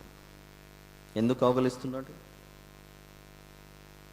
ఆయన చేతిలో నుండి దుష్టుడు ఎత్తుకొని పోకుండా మనల్ని భద్రపరచాడు. ఏమని ప్రార్థన చేస్తాం మనం ప్రార్థన చేసేటప్పుడు ఇంకొకటి కూడా ఉంటుంది. తండ్రి, నీ రెక్కల చాటున, సిలువ చాటున అయిపోయింది ఇందాక, ఇప్పుడు ఎక్కడికి వచ్చింది? నీ రెక్కల చాటున నన్ను చేర్చుకోవా. రెక్కలంటే ఏంటి? చేతులు. కోడి తన పిల్లలను తన రెక్కలని కింద కాపాడునట్లు మీరు మమ్మల్ని చేర్చుకోరా అని ప్రార్థిస్తామా లేదా చెప్పండి? ఆ దేవుడు నిన్ను అలా హత్తుకొని సాతాను చేతిలో పడిపోకుండా నిన్ను కాపాడితే నీకు వచ్చే నష్టం ఏంటి? అక్కడంతా గద్యభాగ రూపంలో డైరెక్ట్గా స్టేట్మెంట్ ఇచ్చాడు. ఇక్కడికి వచ్చిన తర్వాత పద్యభాగ రూపంలో ఏమంటున్నాడు? అతని ఎడమ చెయ్యి నా తల క్రిందనున్నది, కుడి చేత అతను నన్ను కౌగలించుచున్నాడు. ఇది 6వ వచనానికి సంబంధించిన ఎక్స్ప్లెనేషన్. మీరు కనెక్ట్ అవుతున్నారా? కష్టంగా ఉందా? మళ్ళీ పెట్టుకొని వినాలి. అందుకే చెప్పాను, వింటున్నప్పుడు అర్థమవుతున్నట్లు అనిపిస్తుంటుంది. ట్రై చేసి చూసారా? ఒక 1 అవర్ తర్వాత మళ్ళీ మీరు రాసుకున్న బుక్స్ అన్ని పక్కన పెట్టి మళ్ళీ స్పెషల్గా ఓన్లీ ఈ పుస్తకం ఒక్కటి తీసి చదవండి, మీకు అర్థమవుతుందేమో? ఇంపాసిబుల్. చూద్దాం ఇంకా. ఇప్పుడు 7వ వచనం, యెరూషలేము కుమార్తెలారా, పొలములోని ఇర్రులను బట్టి లేళ్లను బట్టి మీ చేత ప్రమాణము చేయించుకుని ప్రేమకు ఇష్టమగు వరకు మీరు లేపకయు కలతపరచకయు నుండుడని మిమ్మల్ని బతిమాలు కొనుచున్నాను. ఇరకాటంలో బరేస్తుంది ఇర్రి, అక్కడ రాసుంది. అక్కడ యెరూషలేము కుమార్తెలారా, పొలములోని ఇరులను బట్టి లేళ్లను బట్టి మీ చేత ప్రమాణము చేయించుకొని ప్రేమకు ఇష్టమగు వరకు మీరు లేపకయు కలతపరచకయు నుండుడని మిమ్మును బతిమాలు కొనుచున్నాను. ఇది ఎలా అర్థం చేసుకోవాలి చెప్పండి? ఇప్పుడు పొలములోని ఇర్రు అంటే ఏంటి, లేళ్ళు అంటే ఏంటో ఒక్కసారి మనం ఆ స్క్రీన్ మీద చూడాలి. ఇప్పుడు ప్రొజెక్టర్ పనిచేస్తుందా? By God's grace. ఈరోజు ఉదయం 2 జంతువుల బొమ్మలు నీకు పంపించాను రాజేష్. ఇది కనపడుతుందా? దాన్ని పెద్దగా చేయాలి. ఫైనల్గా మన ప్రొజెక్టర్ మన మీద కరుణ చూపించింది. ఇది కనపడుతుందా? అది మీకు ఈ పుస్తకం చదువుతున్నప్పుడంతా ఈ ఇర్రి లేళ్ళు తెలుగులో యాను ఈ చేయడం ఒకటి, ఆ ఈలో ఈ చేయడం ఒకటి, 2 రకాల ఈలు ఉంటాయి. ఈ పుస్తకం చదివేటప్పుడు ఒక చోట మొదటి ఈని యూజ్ చేశాడు, మరొక చోట యాకు గుడి ఇస్తే ఈ ఏతుందో దాన్ని ఉపయోగించాడు. అందుచేత ఇర్రి అన్న పదం కనపడితే ఇర్రి అంటే అదే, మీరు ఇర్రి అంటే వెర్రి అనుకుని మూసేయకుండా ఇర్రి అంటే కనపడుతున్న జంతువు అది. ఓకే, ఇప్పుడు లేళ్ళు అంటే ఎలా ఉంటాయో దీన్ని ఇంగ్లీష్లో గ్యాజల్ అని పిలుస్తారు.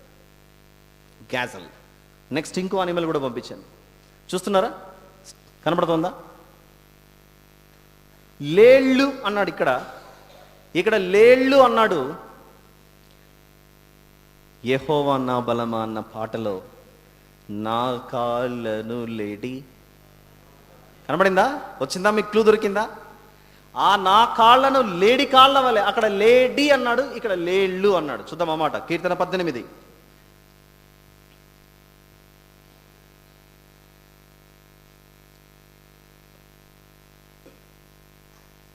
33. కీర్తన 18:33లో యెహోవా నా బలమా మనం రాసుకున్న పాటలో ఇదే. ఆయన నా కాళ్ళు జింక వకాళ్ళ వలె చేయుచున్నాడు, ఎత్తైన స్థలముల మీద నన్ను నిలుపుచున్నాడు. 35వ వచనం, నీ రక్షణ కేడమును నీవు నాకు అందించుచున్నావు, నీ కుడి చెయ్యి నన్ను ఆదుకును, నీ సాత్వికం నన్ను గొప్ప చేశాను. ఈ వచనాలే యెహోవా నా బలమలో ఉన్నటువంటి ఆ చరణాలకు ఆధారం. పాటలో అయితే నా కాళ్లను లేడి కాళ్ళ వలె చేసి ఎత్తైన స్థలములో శక్తితో నిలుపు ప్రభువా అని పాట రాసుకున్నామే. అలాగైతే దానిని చూపిస్తూ ఏమంటున్నాడో తెలుసా? ఈ రెండు జంతువులు ఒకటి జింకలా, ఒక జింక, లేడి, లేళ్ళు. ఇదైతే ఇర్రి అన్నది దీన్ని ముందు చూసినటువంటి జంతువు. అందుకే ఇంగ్లీష్ బైబిల్స్లో గ్యాజల్ అండ్ రో, ROE రో అని చూపించింటాడు దీన్ని. వెళ్ళాలమ్మా, ఇంతకుముందు జంతువుని చూపించు. This one. ప్రియురాలు ఈ రెండు జంతువులను బట్టి 7వ వచనంలో యెరూషలేము కుమార్తెలారా, పొలములోని ఇరులను బట్టి లేళ్లను బట్టి మీ చేత ప్రమాణము చేయించుకొని ప్రేమకు ఇష్టమగు వరకు మీరు లేపకయు కలతపరచకయు నుండుడని మిమ్మల్ని బతిమాలుకొనుచున్నాను.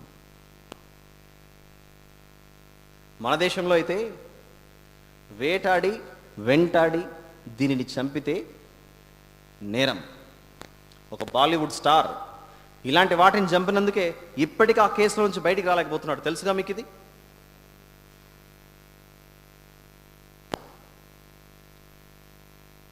ఈ జంతువును బట్టి యెరూషలేము కుమార్తెలతో ప్రమాణం చేసుకుందట ఈ ప్రియురాలు. జాగ్రత్తగా వినాలి.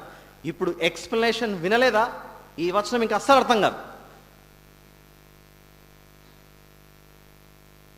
యెరూషలేము కుమార్తెలారా, పొలములోని ఇరులను బట్టి లేలను బట్టి మీ చేత ప్రమాణం చేయించుకున్నా.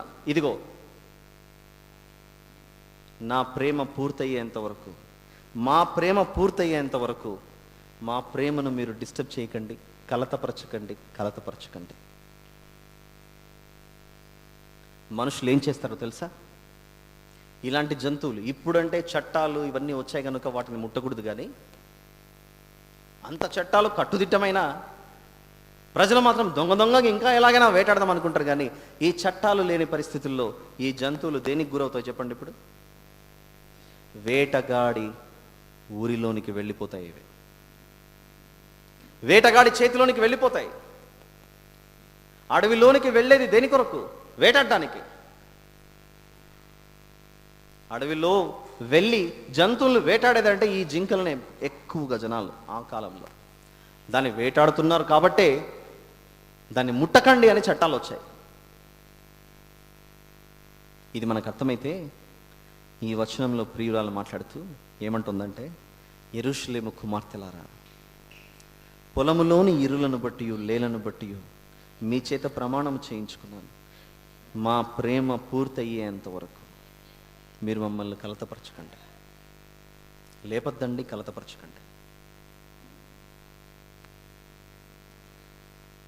యేసు ప్రభువుని గొర్రెగా చూపిస్తూ గొర్రెల కాపరి అని చూపించారు. గొర్రెల కాపరి అని యేసు ప్రభుని చూపిస్తూ మరొక చోట ప్రకటన 5లో చూద్దాం, జాగ్రత్తగా చూడాలి. మందకు కాపరిగా ఉన్నాడు గనుక ఒక చోట గొర్రెల కాపరి అని చూపించారు. రానున్న కాలంలో ఆయన యొక్క చివరి రాకడలో మెరుపుల ఆకాశంలోనికి దిగి ఆయనను విశ్వసించని వారి మీద సింహములా పడతాడు గనుక 5వ అధ్యాయం 5వ వచనంలో, ప్రకటన 5:5లో, ఆ పెద్దలలో ఒకడు ఏడువకము, ఇదిగో దావీదుకు చిగురైన యూదా గోత్రపు సింహం. యూదా గోత్రపు సింహం. ఆయన పోషించిన పాత్రలను బట్టి ఒక చోట యూదా గోత్రపు సింహం అన్నాడు. ఆయన పోషించిన పాత్రను బట్టి ఇదిగో లోక పాపమును మోసుకొని పోవు దేవుని గొర్రెపిల్ల అన్నాడు. ఆయన పోషించిన మరొక పాత్రను చూసి లేడి, జింక అని పిలుస్తున్నాడు. నా కాళ్లను లేడి కాళ్ళ వెల చేసి ఎత్తైన స్థలములలో శక్తితో నిలుపు. ఇంతకెవరు ఆ లేడి? ఆ లేళ్ళెవరు? ఆ ఇర్రి ఎవరు అని ఆలోచిస్తే, యెరూషలేము పట్టణములో నుండి ఆ కల్వరి కొండకు వెళ్ళేటప్పుడు ఒకరు జింకను ఎలాగైతే వేటాడతారో, చుట్టూ ఉన్నటువంటి సైనికులు కొరడాలు తీసుకొని ఆయన కొడుతుంటే వారి చేతుల్లో చిక్కుకుపోయిన ఒక జింక పిల్లలా యేసు ప్రభు మీకు కనపడట్లేదా చెప్పండి? అప్పుడు ప్రియురాలు అంటుంది, మీరు మమ్మల్ని కలతపరచకండి, లేపకండి, మా ప్రేమ పూర్తయ్యేంత వరకు డిస్టర్బ్ చేయకండి అన్నప్పుడు ఒక మాట మనకు గుర్తు రావాలి. ఎన్నో పర్యాయాల్లో యేసు ప్రభువును చంపాలని చూడలేదా? సిలువ మరణం కంటే ముందుగా ఎన్నోసార్లు ఆయనను చంపాలని చూడలేదా? ఒకసారి ఆయనను రాళ్లతో కొట్టాలని చూశారు, ఒకసారి ఎత్తైన కొండ మీదకి తీసుకెళ్ళి అక్కడి నుంచి దోసేయాలనుకున్నారు, మరొకసారి సాతానుడే ఏకంగా దేవాలయపు శిఖరాన నిలబెట్టి పైనుంచి దుంకేశారు. ప్రతి క్షణము అలా వేటగాడి చేతిలో ఇరుక్కుపోతున్నప్పుడు ఈ ప్రియురాలు అంటుంది, ఆయన ప్రేమ ఇంకా పూర్తవ్వలేదు, కొద్ది రోజులు ఆగండి, అంతవరకు మమ్మల్ని కలతపరచకండి. ఆయన చెప్పాల్సిన సువార్త, ఆయన చెప్పాల్సినటువంటి వాక్యం సమస్తము పూర్తయిన తర్వాత అప్పుడు ప్రియురాలి చేతిలో నుండి ఆ ప్రియుడిని అలా తీసుకొని వెళ్ళిపోయారు, ఒక జింకను హతమార్చడానికి తీసుకెళ్ళినట్లుగా. వేటగాడి చేతిలో ఇరుక్కుపోయినటువంటి వాడిగా యేసు ప్రభు శిలువ మరణానికి ముందు అలా ఇరుక్కుపోతే ఆ ప్రియురాలి ఘోష, ఆ ప్రియురాలి బాధ, ఆ ప్రియురాలి పరిస్థితి ఎలా ఉందో ఒకసారి మనం చూస్తే లూకాసు వార్త 23వ అధ్యాయం, లూకాసు వార్త 27-28లో ఆ ప్రియురాలు గొప్ప సమూహం అంటే ఎవరు? ఆయన వెంబడిస్తున్నవారు. ఆ ప్రియురాలు ఆయనను గూర్చి రొమ్ము కొట్టుకొనుచు దుఃఖించుచున్న చాలా మంది ఆయనను వెంబడిస్తూ నా ప్రియుడు వెళ్ళిపోతున్నాడే, పట్టణాన్ని విడిచి తీసుకెళ్ళిపోతున్నారే. అలా యేసు ప్రభు కల్వరి కొండ మీద ఎత్తైన స్థలములలో శక్తితో నిలబడ్డాడు సిలువ మీద. ఆయన ఎలాగైతే యేసు ప్రభు సిలువ మీద ఎత్తైన స్థలంలో నిలబడ్డాడో దానిని నువ్వు మనసులో పెట్టుకొని మనం రాసుకున్నాం ఒక పాట. రాజేష్ చూపించా పాట ఒకసారి, సౌండ్ ఉందనుకుంటా. మనం రాసుకోవడం అంటే మనం వినే పాటల్లో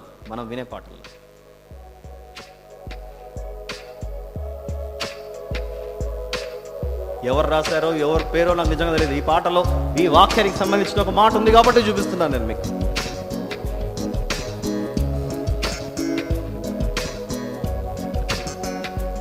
"45 seconds నుంచి ప్లే చేయాలి, టైం వేస్ట్ అవుతుంది కనుక. 45 seconds నుంచి 2 minutes 10 seconds వరకు.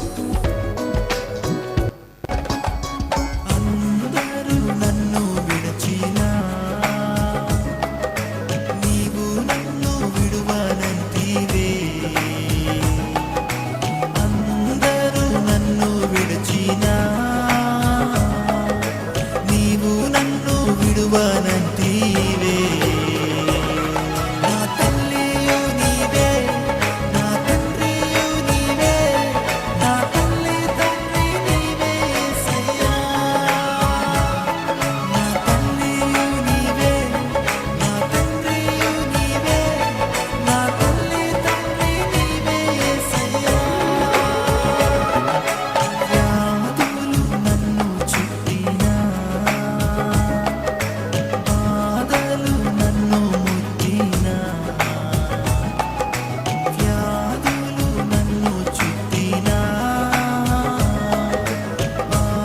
అలానే ప్లే అవుతుండగా కీర్తన 31 తీసి పెట్టుకోండి. స్టాప్. ఒక 2 seconds వెనక్కి తీసుకెళ్ళండి దీన్ని. కీర్తన 31:3 ప్లే చేయాలి ఇది. Yes, play it. కొంచెం వెనక్కి తీసుకెళ్ళి. విన్నారుగా ఈ పాట? చాలాసార్లు మీరు వినండొచ్చు. యూట్యూబ్లో ఓపెన్ చేస్తే మీకు కనబడుతూ ఉంటుంది ఈ సాంగ్. అందులో ఒక భక్తుడు ఎవరో రాశారు ఈ పాట. ఇప్పుడు చూడండి, కీర్తన 31:3 ప్లే చేయండి అన్న.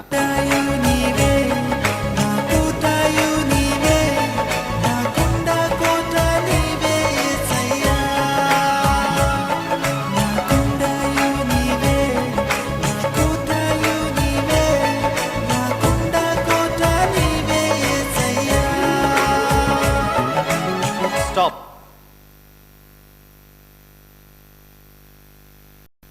చూసారుగా కీర్తన 31. నా కొండయు నీవే, నా కోట నీవే యేసయ్యా అని ఎవరు పాడుతున్నారు? ఆ సాంగ్లో సింగర్ పాడుతున్నారు మాత్రం చెప్పకండి. అలా చెబితే మీ ఏ మాత్రం ఎదగలేదు అనుకోవాలి.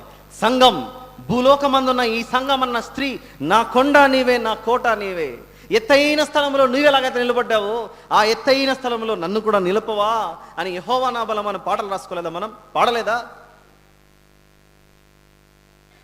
ఇదిగో నా ప్రియుణ్ణి ఇప్పుడే వేటాడకండి, నా ప్రియుని సమయం ఇంకా రాలేదు, నా ప్రేమ ఇంకా పూర్తవ్వలేదు. మా ఇద్దరి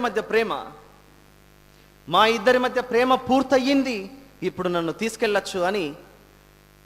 దేవా, నీవు నాకిచ్చిన పనిని పూర్తిగా ఏం చేశాను? యోహాను సువార్త 17:4 చేయుటకు నీవు నాకిచ్చిన పని నేను సంపూర్ణముగా నెరవేర్చి భూమి మీద నిన్ను మహిమపరచితిని. ఇంకా అయిపోయింది నేను చేయాల్సిన పని. అలా ఆ లేడి పిల్లను, ఆ జింకను తీసుకొని పోతున్నప్పుడు ప్రియురాలు కన్నీరు మున్నీరై ఏడుస్తుండగా ఆ ప్రియురాలిని ఓదారుస్తున్నాడు. లూకా సువార్తలో మనం చదువుకున్న మాట ఏంటని?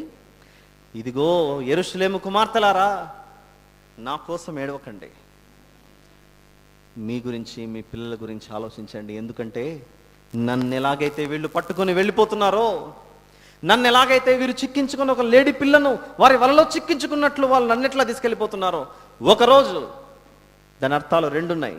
నేను ఎలాగూ తిరిగి లేస్తాను, మరి మీరు లేస్తారో లేదో పరిశీలించుకోండి అని ఒక్క మాట అయితే, మరొక మాట, నన్ను ఎలాగైతే తీసుకెళ్ళిపోతున్నారో భవిష్యత్తులో మిమ్మును మీ పిల్లలను కూడా సువార్త పరిచర్యలో ఉన్నప్పుడు మీ పరిస్థితి అలానే అవుతుంది, జాగ్రత్తగా ఉండండి అని హెచ్చరిస్తున్నాడు అక్కడ.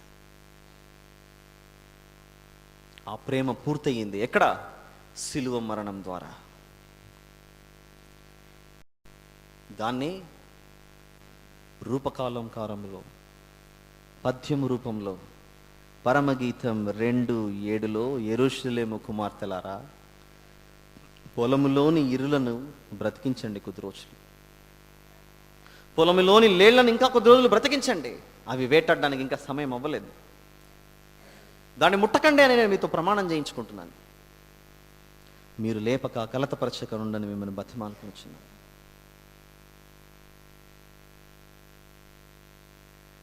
ఇది 7వ వచనానికి సంబంధించిన వివరణ. 8లోకి వెళ్ళిపోదామా ఆలస్యం చేయక? పరమగీతం 2:8 ఆలకించుడి, నా ప్రియుని స్వరము వినబడుచున్నది, ఇదిగో అతడు వచ్చుచున్నాడు, గంతులు వేయుచు కొండల మీదను ఎగసి దాటుచు మెట్టల మీదను అతడు వచ్చుచున్నాడు. మరొక క్లూ ఇస్తున్నాను. 2:8 ఏ వచనం అయితే ఉందో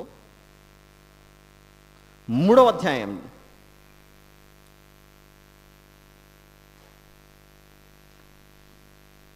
క్షమించాలి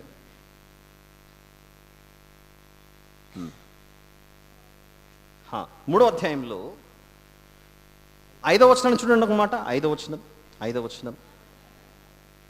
8వ వచనానికి సంబంధించినది కాదు, ప్లీజ్ స్మాల్ కరెక్షన్. 7వ వచనం ఇంతవరకు మనం విన్నాం. 7వ వచనం, పొలములోని ఇరులను బట్టి లేళ్లను బట్టి మీ చేత ప్రమాణము చేయించుకొని ప్రేమకు ఇష్టమగ వరకు మీరు లేపకయు కలతపరచుకి నుండి మిమ్మల్ని బతిమాలుకొనుచున్నాను అని ఏ 7వ వచనం అయితే ఉందో అదే 7వ వచనం తిరిగి 3వ అధ్యాయం 5వ వచనంలో సేమ్ రిపీట్ అవుతున్నట్లు కనబడుతుంది. చూడండి 3:7 పరమగీతం 3:7లో యెరూషలేము కుమార్తెలారా, పొలములోని ఇరులను బట్టి లేళ్లను బట్టి మీ చేత ప్రమాణము చేయించుకొని లేచుటకు ప్రేమకు ఇష్టమగు వరకు మీరు లేపకయు కలతపరచకయు అన్న మాట 3వ అధ్యాయం 5వ వచనంలో కూడా ఉంది. సేమ్ రెఫరెన్స్ మళ్ళీ రిపీట్ అవుతుంది అక్కడ. అలానే 8వ అధ్యాయం పరమగీతం 8:4, పరమగీతం 8:4, పరమగీతం 8:4 యెరూషలేము కుమార్తెలారా, లేచుటకు ప్రేమకు ఇచ్చపుట్టు వరకు లేపకయు కలతపరచకయు నుందుమని నేను మీ చేత ప్రమాణము చేయించుకుందును. 3 చోట్ల సేమ్ రెఫరెన్స్ రిపీట్ అయింది. ఎందుకు చెప్తున్నానంటే ఆల్రెడీ ఇక్కడ ఎక్స్ప్లెనేషన్ ఇచ్చాను కనుక, మనకు టైం కూడా లేదు కనుక ఆల్రెడీ ఇచ్చిన వివరణ మళ్ళీ వివరణ ఇవ్వకుండా మనం 3వ అధ్యాయం చెప్పుకునేటప్పుడు 5వ వచనాన్ని నేను స్కిప్ చేసేస్తాను, గుర్తుపెట్టుకోవాలి. అలానే 8వ అధ్యాయం మనం చెప్పుకునే సమయంలో 4వ వచనాన్ని కూడా నేను మళ్ళీ వివరణ ఇవ్వట్లేదు, మళ్ళీ చెప్పేస్తున్నాను ఈ విషయం. ఎందుకంటే ఆల్రెడీ మీకు 2వ అధ్యాయం 7లో మీకు క్లారిటీ ఇచ్చేసాను ఆల్రెడీ. అంటే ఇండైరెక్ట్గా మనం ఏవే వైపు చేసుకున్నాం ఇప్పుడు? 3వ అధ్యాయంలోని 5వ వచనం, 8వ అధ్యాయంలోని 4వ వచనం. Yes, let's move on to verse number 8. ఆలకించుడి, నా ప్రియుని స్వరము వినబడుచున్నది, ఇదిగో అతడు వచ్చుచున్నాడు, గంతులు వేయుచు కొండల మీదను ఎగసి దాటుచు మెట్టల మీదను అతడు వచ్చుచున్నాడు. ఇది అర్థం కావాలి ఇప్పుడు మనకు. ఎక్కడ త్రవితే దీని ఆధారం దొరుకుతుంది, ఎక్కడి నుంచి చూస్తే దీని ఆధారం దొరుకుతుందో చూస్తే సమూయేలు మొదటి గ్రంథం 3వ అధ్యాయం. ఒకనాడు బాలుడైన సమూయేలు నిద్రించుచుండగా ఎవరి స్వరమో వినబడింది. ఎవరి స్వరం వినబడింది? గుర్తొస్తున్నాయా? 8వ వచనం 3 నుంచి, సమూయేలు మొదటి గ్రంథం 3:8. యెహోవా 3వ మారు సమూయేలును పిలువగా అతడు లేచి ఏలీ దగ్గరకు పోయి, చిత్తము నీవు నన్ను పిలిచితివే, ఇదిగో వచ్చితిననగా ఏలీ, యెహోవా బాలుని పిలిచినని గ్రహించి నీవు పోయి పండుకొమ్ము, ఎవరైనా నిన్ను పిలిచిన ఎడల యెహోవా నీ దాసుడు ఆలకించుచున్నాడు, ఆజ్ఞ నిమ్మని చెప్పుమని సమూయేలుతో అనగా సమూయేలు పోయి తన స్థలమందు పండుకొనెను. తర్వాత యెహోవా ప్రత్యక్షమై నిలిచి ఆ రీతిగా సమూయేలు సమూయేలు అని పిలువగా సమూయేలు నీ దాసుడు ఆలకించుచున్నాడు, ఆజ్ఞ ఇమ్మని. ఎవరికి వినపడింది? 8వ అధ్యాయం 8వ వచనం, 2వ అధ్యాయం 8, పరమగీతం 2:8, పరమగీతం 2:8. ఆలకించుడి, నా ప్రియుని స్వరము వినబడుచున్నది. ఆ ప్రియుని స్వరము సమూయేలు గారికి వినపడినట్లుగా ఇంకా ఎవరికైనా వినపడుతోందా? ఇంకా ఎవరికైనా వినపడుతోందా? యోహాను సువార్త 10, యోహాను సువార్త 10:4, యోహాను సువార్త 10:4. అతడు తన సొంత గొర్రెలనన్నిటినీ వెలుపలికి నడిపించినప్పుడెల్లా వాటికి ముందుగా నడుచును, గొర్రెలు అతని స్వరం ఎరుగును గనుక అవి అతన్ని వెంబడించును. తర్వాత 27వ వచనం, ఇదే అధ్యాయం 27. నా గొర్రెలు నా స్వరము వినును. అక్కడ సమూయేలు గారికి ఎలాగైతే దేవుని స్వరం వినపడిందో, ఈరోజు ఆయన జనుల ద్వారా, ఆయన సేవకుల ద్వారా, ఆయన ప్రవక్తల ద్వారా దేవుని స్వరం వినిపింపజేస్తున్నాడు, ఆయన వెంబడిస్తున్నారు. ఇంకా చూద్దాం. దినవృత్తాంతములు మొదటి గ్రంథం 12. దినవృత్తాంతములు మొదటి గ్రంథం 12వ అధ్యాయం 8వ వచనం. మరియు గాదీయులలో పరాక్రమశాలులు కొందరు అరణ్యమందు దాగి ఉన్న దావీదు నొద్ద చేరిరి. దావీదు నొద్ద, దావీదు గారు ఎక్కడున్నారట? అరణ్యమందు ఉన్నారట. అరణ్యమందు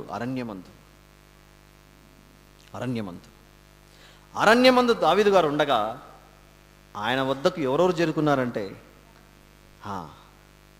గాదీయులలో పరాక్రమశాలులు కొందరు అరణ్యమందు దాగి ఉన్న దావీదు వద్దకు చేరి, వీరు డాలును ఈటను వాడుక చేయగల యుద్ధ ప్రవీణులు, సింహముఖము వంటి ముఖములు గలవారు, కొండలలో నుండి జింకలంత పాద వేగము గలవారు.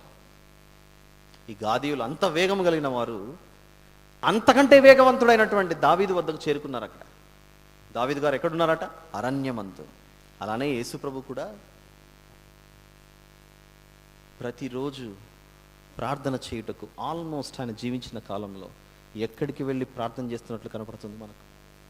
కొండల్లోనికి అరణ్యంలోనికి వెళ్ళగా ఆయనతో పాటు అక్కడ దావీదు గారిని గాదీయులు వెంబడించినట్లుగా ఆయనతో పాటు ఆయన వెంబడించినటువంటి శిష్యులు కనబడుతున్నారు మనకు.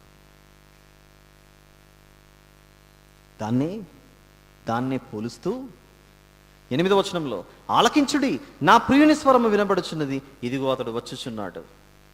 గంతులు వేయుచు కొండల మీదను ఎగసి దాటుచు మెట్టల మీదను అతడు వచ్చుచున్నాడు. ఎలా ఉన్నాడట ఆ ప్రియుడు? 9వ వచనంలోకి వెళ్ళిపోతున్నాం. 9వ వచనంలోనికి, నా ప్రియుడు ఇర్రివలెనున్నాడు, లేడి పిల్లవలెనున్నాడు. ఇర్రి లేడి అనేది మీకు చూపించాను కనుక అలా ఉన్నాడు ఆయన లోకంలో. ప్రతి క్షణం ఆయనను వేటాడడానికే లోకం చూసింది, కానీ ఆయనను బ్రతికించాలని ఎప్పుడు చూడలేదు. ఇకపోతే 9వ వచనంలో, అదిగో మన గోడకు వెలిగా అతడు నిలుచుచున్నాడు. మన గోడకు వెలిగా అతడు నిలుచుచున్నాడు. మన గోడకు వెలిగా అంటే మన గోడకు బయట వెయిట్ చేస్తున్నాడు, లోపల లేడు ఆయన. అయితే దీనికి సంబంధించి యోహాను సువార్త 8:56, మీ తండ్రి అయిన అబ్రహాము నా దినము చూతునని మిగులు ఆనందించాను, అది చూసి సంతోషించాను. ఎప్పుడు చూశాడు? ఆది కాండంలో చూశాడు, రాజులను సంహారము చేసి తిరిగి వస్తుండగా. అయితే మన పరిస్థితి ఏంటి ఒకసారి చూస్తే, ఎఫెసీయులకు రాసినటువంటి పత్రిక 2వ అధ్యాయంలో, ఎఫెసీయులకు రాసినటువంటి పత్రిక 2:14లో, ఆయన మన సమాధానమై ఉండి మీకును మాకును ఉండిన ద్వేషమును అనగా విధిరూపకమైన ఆజ్ఞలు గల ధర్మశాస్త్రమును తన శరీరమందు కొట్టివేయుట చేత మధ్య గోడను పడగొట్టి మన ఉభయులను ఏకము చేసెను. వచ్చేస్తున్నాడు నా ప్రియుడు.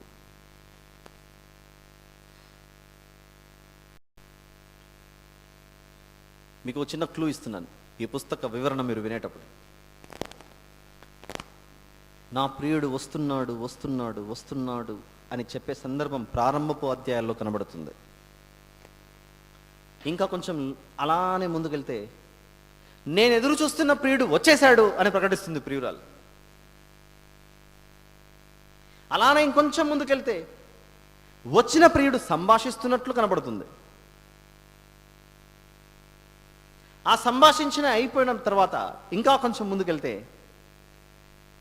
ఆయన వెతుకుతుండగా కనబడకుండా వెళ్ళిపోతాడు.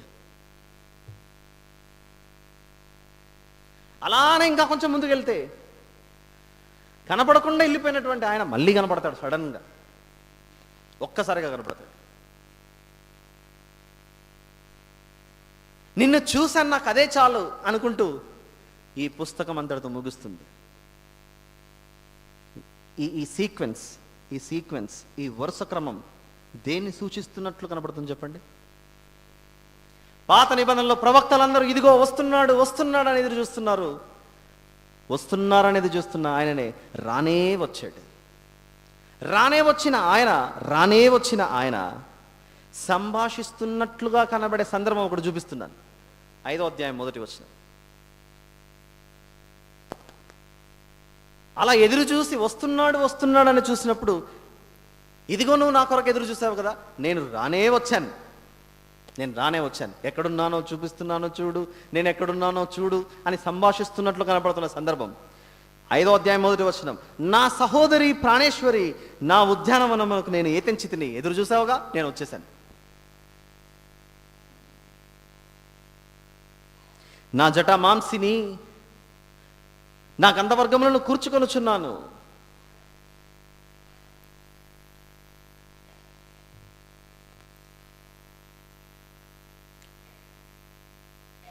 అలా కనపడినటువంటి ఆయన కొంచెం దూరం వెళ్ళిన తర్వాత 6వ వచనం చూద్దామా? 6వ వచనం, 5వ అధ్యాయం 6వ వచనం. నా ప్రియునికి తలుపు తీయ లేచి తిని, నా చేతుల నుండి నా వేళ్ల నుండి డామాంసి గడియల మీద స్రవించాను. నా ప్రియునికి నేను తలుపు తీయునంతలో అతడు వెళ్ళిపోయాను. ఎదురు చూసిన ప్రియుడు వచ్చాడు, ఉద్యానవనంలో ఉన్నాను అని పిలిచాడు. పిలిచి మళ్ళీ ఇంటి వద్దకు రాక కనపడినట్లుగానే కనపడ్డాడు. ఆ తర్వాత ఈవిడ తలుపు తీసే సమయానికి ఆయన వెళ్ళిపోయాడు, ఇక లేడు. ఆ తర్వాత ఈ పుస్తకం ఎలా కనబడుతుంది?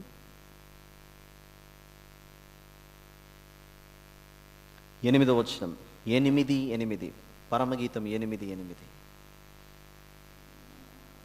మాకొక చిన్న చెల్లెలు కలదు. ముచ్చట్లు స్టార్ట్ అయ్యాయి ఇప్పుడు. ఇదిగో ఇంతవరకు నేను నువ్వే మాట్లాడుకున్నాం, మాకొక చిన్న చెల్లెలు కూడా ఉంది. ఇప్పుడు నేను, నీవు, నా చిన్ని చెల్లెలు అందరూ కూర్చొని మాట్లాడాలి. ఆ తర్వాత ముగింపే 14వ వచనం, 8వ అధ్యాయం 14లో, నా ప్రియుడు ఆ త్వరపడుము, లఘువైన ఇర్రివలే ఉండుము, గంధవర్గ వృక్ష పర్వతముల మీద గంతులు వేయు లేడి పిల్లవలే ఉండుము. నా ప్రియుడా త్వరపడుము, నా ప్రియుడా త్వరపడుము అని ఏ మాట అయితే ఉందో ప్రకటన గ్రంథం చివరి అధ్యాయం చూద్దాం. ప్రకటన గ్రంథం చివరి అధ్యాయం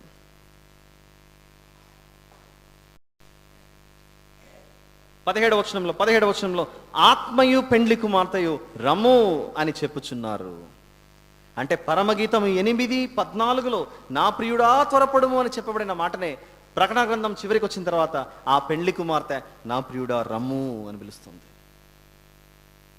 అంటే ఈ పుస్తకం యొక్క క్రమం, దీని యొక్క ఏర్పాటు ఎలా జరుగుతుందంటే, పాత నిబంధనలో ప్రవక్తలు ఎదురు చూసినటువంటి ఆయన ఉద్యానవనంకు రానే వచ్చాడు. వచ్చిన తర్వాత సంభాషిస్తున్నాడు. సంభాషించిన తర్వాత ఆ ప్రియురాలు తలుపు తీయున్నంతలో వెళ్ళిపోయాడు. వెళ్ళిపోయిన ఆయన మళ్ళీ తిరిగి వచ్చాడు.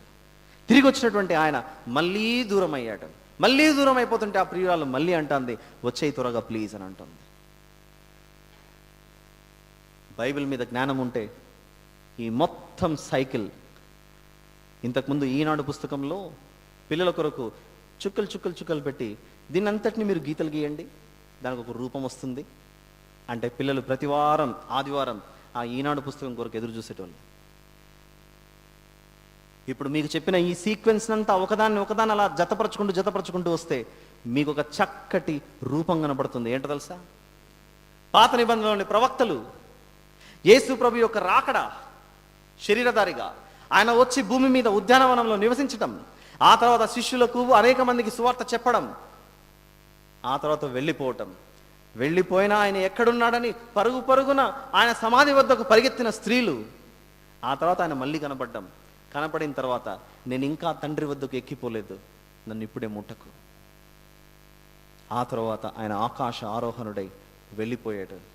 అప్పుడు చివరిసారిగా త్వరగా రమ్ము, ఆయన మొదటి రాకడ అంటే శరీరధారిగా, ఆయన సువార్త పరిచర్య, శిష్యులను సువార్త ప్రకటించమని చెప్పటం, ఆ తర్వాత ఆయన నిద్రించటం, తిరిగి లేవటం, ఆ తర్వాత ఆయన చివరి రాకడ, ఈ అన్నిటినీ కలిసి ఉన్నటువంటి ఈ పుస్తకమే పరమగీతం. చూద్దాం ఇంకా 2వ అధ్యాయం, పరమగీతం 2.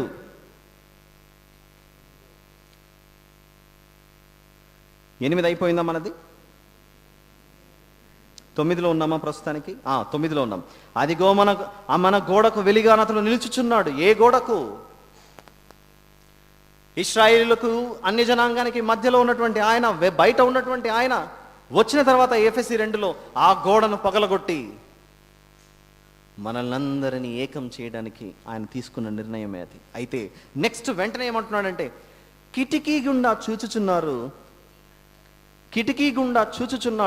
కిటికీ కంతగుండా తొంగి చూచుచున్నాడు. దీని గురించి కొరింథీయులకు రాసినటువంటి మొదటి పత్రిక 13వ అధ్యాయం, కొరింథీయులకు రాసినటువంటి మొదటి పత్రిక 13వ అధ్యాయం 12వ వచనం చూద్దాం ఒకసారి. కొరింథీయులకు రాసినటువంటి మొదటి పత్రిక 13:12. ఇప్పుడు అద్దములో చూచినట్టు సూచనగా చూచుచున్నాము. ఇప్పుడు మనందరి పరిస్థితి అంతే. యేసు ప్రభువుని నిజంగానే మనం చూడట్లేదు ప్రస్తుతానికి. అయితే ఆయన ఉన్నాడని, ఆయన వస్తాడని నిరీక్షణతో, విశ్వాసంతో కిటికీలలో నుంచి చూచినట్లుగా ఈ వాక్యాలలో ఉన్న ఆధారాలను బట్టి చూశాం. పాత నిబంధనలు ఉన్న ప్రవక్తలు మెస్సయ్య వస్తాడని ఈ వాక్యాలను చూస్తూ ఆయన ఉన్నాడని నమ్మి విశ్వసించారు. ఇప్పుడు మన పరిస్థితి, ఆయన రానే వచ్చాడు, మళ్ళీ తిరిగి వస్తాడనే ఆశతో ఈ వాక్యాలను బట్టి చూస్తున్నాం గనుక దాన్ని ఏమంటున్నాడంటే, ఇప్పుడు అద్దములో చూచినట్టు సూచనగా చూచుచున్నాము, అయితే ఒక రోజు వస్తుంది అప్పుడు ముఖాముఖిగా చూతుము. దాన్ని పరమగీతము 2లో ఏమని పిలుస్తున్నాడు? కిటికీ గుండా చూచుచున్నాడు, కిటికీ కంతగుండా తొంగి చూచుచున్నాడు. దీని గురించి మరొక చోట యెషయా గ్రంథము 33వ అధ్యాయం ఒక మంచి reference, the most important and valuable reference ఇది. పరమగీతము 2:9కి మీకున్న లింక్స్ చెప్తున్నాను. కొరింథీయులకు రాసిన మొదటి పత్రిక 13-12 చూశారు. అక్కడ ఏమన్నాడు? ప్రస్తుతానికి మీరు అద్దంలో చూచుచున్నట్లు చూస్తున్నారు, కానీ ఒక రోజు వస్తుంది ఆయనను ముఖాముఖిగా చూస్తామని. అలా భవిష్యత్తులో జరగబోయే దాన్ని ప్రవక్త అయిన యెషయా గారు ప్రవచించినటువంటి మాటే 33వ అధ్యాయం 17వ వచనంలో, 33:17లో అలంకరింపబడిన రాజును నీవు కన్నులారా చూచెదవు, బహుదూరమునకు వ్యాపించుచున్న దేశము నీకు కనబడును. అలంకరింపబడిన రాజును నీవు కన్నులారా చూస్తావు. ఎప్పుడది? యేసు ప్రభు చివరిసారిగా వచ్చిన తర్వాత. దీన్నే తీతు గారికి రాసినటువంటి పత్రిక 2వ అధ్యాయం, తీతు గారికి రాసినటువంటి పత్రిక 2వ అధ్యాయం 13వ వచనంలో అనగా మహాదేవుడును మన రక్షకుడైన యేసుక్రీస్తు మహిమ యొక్క ప్రత్యక్షత కొరకు ఎదురు చూచుచు, ఆయన వస్తాడు, నాకు కనబడతాడని ఎదురు చూస్తున్నాం. దీన్నే పరమగీతము 2:9లో ప్రస్తుతానికి ఆయన కిటికీ గుండా కనబడుతున్నాడు, ఆయన కిటికీ గుండా తొంగి చూస్తున్నాడు.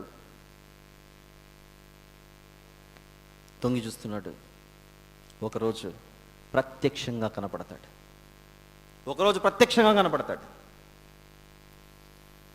ఆలస్యం చేయక 10లోనికి వెళ్ళిపోదాం.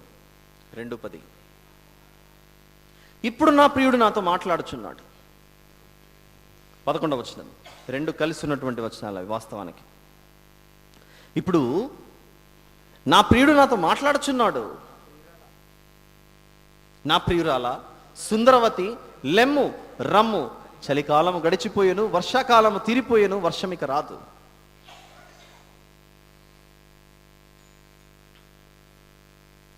ఇక్కడ ఆలోచించాలి. డే వన్లో మీకు చెప్పినప్పుడు 11వ వచనం దగ్గర ఒక చిన్ని టిక్ మార్క్ వేసి పెట్టుకోండి అన్నాను నేను. ఎంతమంది రాసి పెట్టుకున్నారో లేదో నాకు తెలియదు. ఎందుకంటే అక్కడ నా ప్రియురాల సుందరవతి లెమ్ము రమ్ము, చలికాలము గడిచిపోయాను, వర్షాకాలము తీరిపోయాను, వర్షం ఇక రాదు. ఎవరు మాట్లాడుతున్నట్లుంది చూడండి. అక్కడ నా ప్రియురాల సుందరవతి లెమ్ము రమ్ము అని ఎవరు పిలుస్తున్నట్లు కనబడుతుంది అక్కడ?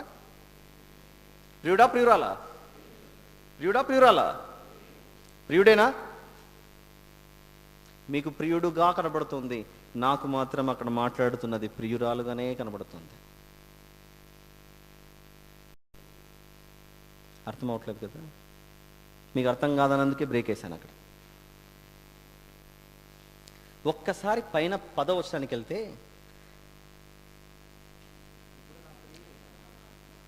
ఇంగ్లీష్లో డైరెక్ట్ అండ్ ఇండైరెక్ట్ స్పీచెస్ అనేది కనీసం 10th క్లాస్ ఇంటర్మీడియట్ చదివిన ప్రతి ఒక్కరు చదివి ఉంటారు కదా. Direct and indirect reported speech అనుకుంటే, ఇప్పుడు నా ప్రియుడు నాతో మాట్లాడుచున్నాడు. నా ప్రియుడు నాతో మాట్లాడుతూ ఏమంటున్నాడంటే, నా ప్రియురాల సుందరవతి లెమ్ము రమ్ము అని ఆయన చెప్తున్నాడని నేను చెప్తున్నాను. అది అర్థమైందా మీకు? He told me, he said to me. ఈ కాంబినేషన్స్ తెలుసుగా మనకు. డైరెక్ట్ అండ్ ఇండైరెక్ట్ స్పీచెస్లో కాంబినేషన్ ఉంది కదా. 10-11లో మీరు ఇక్కడ పొరపాటు పడతారని తెలిసే అక్కడ బ్రేక్ వేశాను నేను. నా ప్రియురాల సుందరవతి లెమ్ము రమ్ము అని అంటే ప్రియురాలు ప్రియుడు వెంట పడి మనకు అలవాటు అయిపోయింది కాబట్టి అది ఎట్లా వెళ్ళిపోతుంటుంది. ఆగండి. 10-11 వచనాల కాంబినేషన్ ఏంటంటే మీకు చెప్తాను. ఇంగ్లీష్ బైబిల్ నుంచి ఒక మాట తీసి చదువుతాను మీకు. Chapter number 2 verse number 10. My lover spoke and said to me, my lover spoke and said to me, నా ప్రియుడు ఇలా అంటున్నాడు, arise my darling, my beautiful one, and come with me. ఏంటిది? నా ప్రియుడు నాతో మాట్లాడుతూ ఆయన పలికిన మాటను ఉన్నదన్నట్లుగా అట్లా దింపేసింది ఈవిడ. ఉన్నదన్నట్లుగా అలా దింపేసరికి నా ప్రియురాల సుందరవతి లెమ్ము రమ్ము, చలికాలం గడిచిపోయాను, వర్షాకాలము తీరిపోయాను, వర్షమిక రాదు, వర్షమిక రాదు. దీన్నే బైబిల్ భాషలో ఈ వచనాన్ని ఎలా ఎక్స్ప్లెనేషన్ ఇస్తున్నాడో ఒకసారి మనం చూద్దాం. బైబిల్ గ్రంథంలో 11వ వచనానికి సంబంధించిన వివరణ, 11వ వచనానికి సంబంధించిన వివరణ. హెబ్రీయులకు రాసిన పత్రిక, హెబ్రీయులకు రాసినటువంటి పత్రిక 12 మాట చూద్దాం. జాగ్రత్తగా చూడాలి. దేని గురించి వింటున్నాం? నా ప్రియురాల సుందరవతి లెమ్ము రమ్ము, చలికాలము గడిచిపోయాను, వర్షాకాలము తీరిపోయాను, వర్షమిక రాదు. దాన్ని చెప్పడానికి హెబ్రీయులకు రాసిన పత్రిక 12లో, హెబ్రీయులకు రాసిన పత్రిక 12లో 18 నుంచి 24 వరకు ఉన్న మాట జాగ్రత్తగా చూద్దాం. స్పృశించి తెలుసుకునదగినట్టు మండుచున్నట్టు కొండకును అగ్నికిని కారు మేఘమునకును గడాంధకారమునకును తుఫానుకును బూరధ్వనికిని మాటల ధ్వనికిని మీరు వచ్చి ఉండలేదు. ఒక జంతువునైనను ఆ కొండను తాకిన రాళ్లతో కొట్టబడవలని ఆజ్ఞాపించిన మాటకు వారు తాళలేక ఆ ధ్వనిని వినిన వారు మరి ఏ మాటయు తమతో చెప్పవలని బతిమాలుకుంది. మరియు ఆ దర్శనం ఎంతో భయంకరముగా ఉన్నందున మోషే, నేను మిక్కిలి భయపడి వణుకుచున్నాను. ఇప్పుడైతే సియోను కొండకును జీవము గల దేవుని పట్టణమునకు అనగా పరలోకపు యెరూషలేమునకును వేవేల కొలది దేవదూతల యుద్ధకును పరలోకమందు వ్రాయబడిన జ్యేష్ఠుల సంఘమునకును వారి మహోత్సవమునకును అందరి న్యాయాధిపతి అయిన దేవుని యుద్ధకును సంపూర్ణ సిద్ధి పొందిన నీతిమంతుల ఆత్మల యుద్ధకును క్రొత్త నిబంధనకు మధ్యవర్తి అయిన యేసునొద్దకును, అంటే హేబేలు కంటే మరి శ్రేష్టముగా పలుకు ప్రోక్షణ రక్తమునకును మీరు వచ్చి ఉన్నారు. నా ప్రియురాలా, అన్ని కాలాలు అయిపోయాయి, లెమ్ము వచ్చేసేయి. నీ కొరకు ఒక కొత్త సియోను పట్టణం, కొత్త పట్టణం ఎదురు చూస్తుంది, అక్కడికి వచ్చేసేయి. అయిపోయింది. నిర్గమకాండంలో నేను సియోను కొండ మీదికి రమ్మన్నాను, అలానే సీనాయి కొండ మీదికి వారు నడిపించానప్పుడు, ఇప్పుడు అంటున్నాను నూతన యెరూషలేం పట్టణం ఉంది, అక్కడికి నువ్వు రావాలని పిలుస్తున్నాను అని నా ప్రియుడు నాతో చెప్పాడు కనుక నేను మీతో చెబుతున్నానని నా ప్రియుడు నాతో మాట్లాడుతూ, నా ప్రియురాల సుందరవతి లెమ్ము రమ్ము, కాలం అయిపోయింది. యోహాను గారు రాసిన మొదటి పత్రిక, యోహాను గారు రాసినటువంటి మొదటి పత్రిక 2 చూద్దాం. 8వ వచనం. మరియు క్రొత్త ఆజ్ఞను మీకు రాయిచున్నాను, చీకటి గతించుచున్నది, సత్యమైన వెలుగు ఇప్పుడు ప్రకాశించుచున్నది గనుక అది ఆయన యందును మీ యందును సత్యమే. వెలుగులో ఉన్నానని చెప్పుకుని తన సహోదరుని ద్వేషించువాడు ఇప్పటి వరకును చీకటిలోనే ఉన్నాడు. తన సహోదరుని ప్రేమించువాడు వెలుగులో ఉన్నవాడు, అతని యందు అభ్యంత కారణం ఏదీ లేదు. తన సహోదరుని ద్వేషించువాడు చీకటిలో ఉండి చీకటిలో నడుచుచున్నాడు, చీకటి అతి కన్నులకు గ్రుడ్డితనము కలుగు చేస్తాను గనుక తాను ఎక్కడికి పోవచ్చున్నాడో అతనికి తెలియదు. అయితే చీకటి కాలం అయిపోయింది, వెలుగు కాలం వచ్చింది. రమ్మని పిలుస్తున్నప్పుడు రా. అలానే మరొక వచనం, రోమాపత్రిక 9వ అధ్యాయం, రోమిలకు రాసినటువంటి పత్రిక 9 25వ వచనం.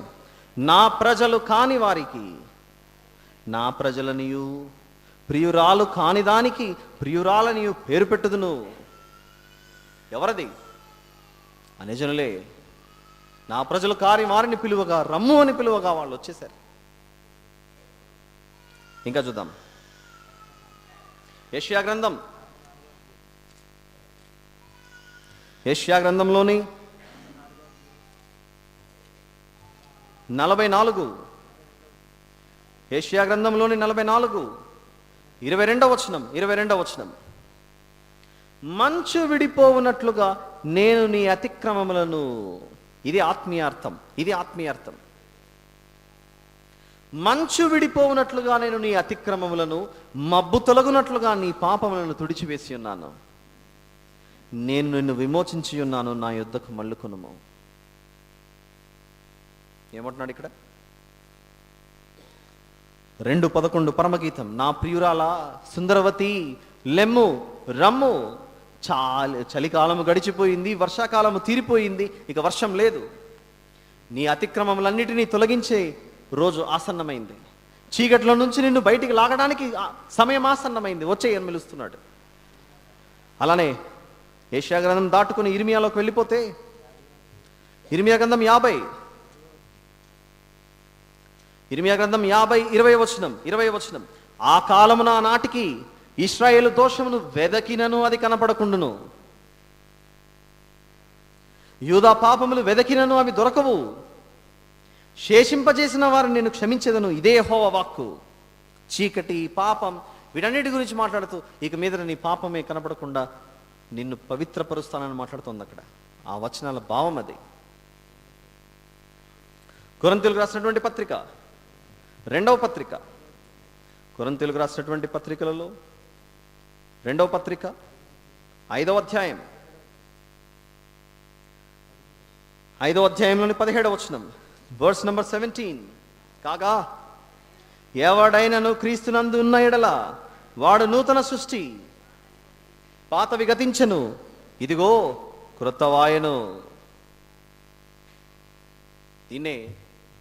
దీన్ని పిలుస్తూనే ఏమంటున్నాడంటే, అన్ని కాలాలు అయిపోయాయి, నిన్ను క్రొత్త దానిగా చేయటానికి నేను నిన్ను పిలుస్తున్నాను, నా సుందరవతి రమ్ము. ఎఫెసీయులకు రాసిన పత్రిక 2వ అధ్యాయం.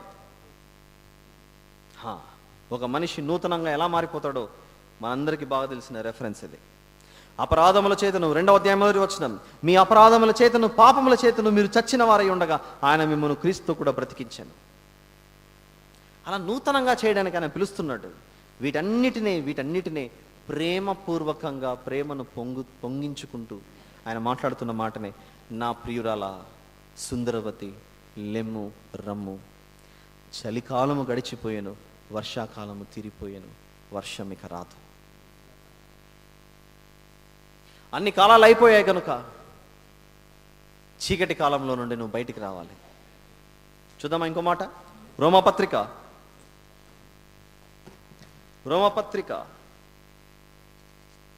5వ అధ్యాయం,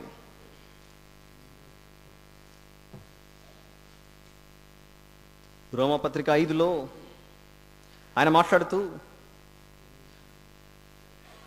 19వ వచనంలో ఒక మాట చూద్దాం. 5:19లో ఒక మాట చూసి ఆ తర్వాత 8లోనికి వెళ్దాం. ఏలైనగా ఒక మనుషుని అవిధేయత వలన అనేకులు పాపులుగా ఎలాగో చేయబడరో, అలాగే ఒకని విధేయత వలన అనేకులు నీతిమంతులుగా చేయబడతారు. ఆ నీతిమంతుడే మనల్ని నీతిమంతులుగా మార్చడానికి ఆయన పిలుస్తున్నటువంటి పిలుపది. ఇకపోతే 8వ అధ్యాయం, రోమాపత్రిక 8, 19వ వచనంలో దేవుని కుమారుల ప్రత్యక్షత కొరకు సృష్టి మిగుల ఆశతో ఎదురు చూస్తుందట. రమ్ము అని పిలుస్తున్నది కేవలం ప్రియుడు మాత్రమే కాదు, రమ్ము అని పిలుస్తున్నది ఈ సృష్టి కూడా. అటువైపు సృష్టి యేసు ప్రభుని పిలుస్తుంది, అటువైపు ఈ సృష్టి దేవుని సంఘముగా, దేవుని ప్రియురాలుగా ఉండవలసినటువంటి ఈ సంఘాన్ని కూడా సృష్టి పిలుస్తుంది. ఇంకా ముగించుకోవాలి. చివరికి ఒక మాట చూసి మనం ముగించుకుందాం. ప్రకటన 21వ అధ్యాయం, ప్రకటన గ్రంథం 21, 4వ వచనం. ఆయన వారి కన్నుల ప్రతి బాష్ప బిందువును తుడిచివేయును, మరణము ఇక ఉండదు, దుఃఖమైనను ఏడ్పైనను వేదనైనను ఇక ఉండదు, మొదటి సంగతులు గతించిపోయానని సింహాసనములో నుండి వచ్చిన గొప్ప స్వరము చెప్పుట వింటిని. దేని గురించి ఇదంతా? పరమగీతము 2:11లో, నా ప్రియురాల సుందరవతి రా, నీ చీకటి కాలం అయిపోయింది, నీ బ్రతుకుల్లో వెలుగును నింపటానికి నేను సిద్ధంగా ఉన్నాను అని నా ప్రియుడు చెప్పగా ఆ విషయాన్ని నేనొచ్చి మీతో చెబుతున్నానని డైరెక్ట్ అండ్ ఇండైరెక్ట్ స్పీచెస్ని యూజ్ చేసి మాట్లాడిన మాట అది. 10-11 వచనాలు మిళితం అది.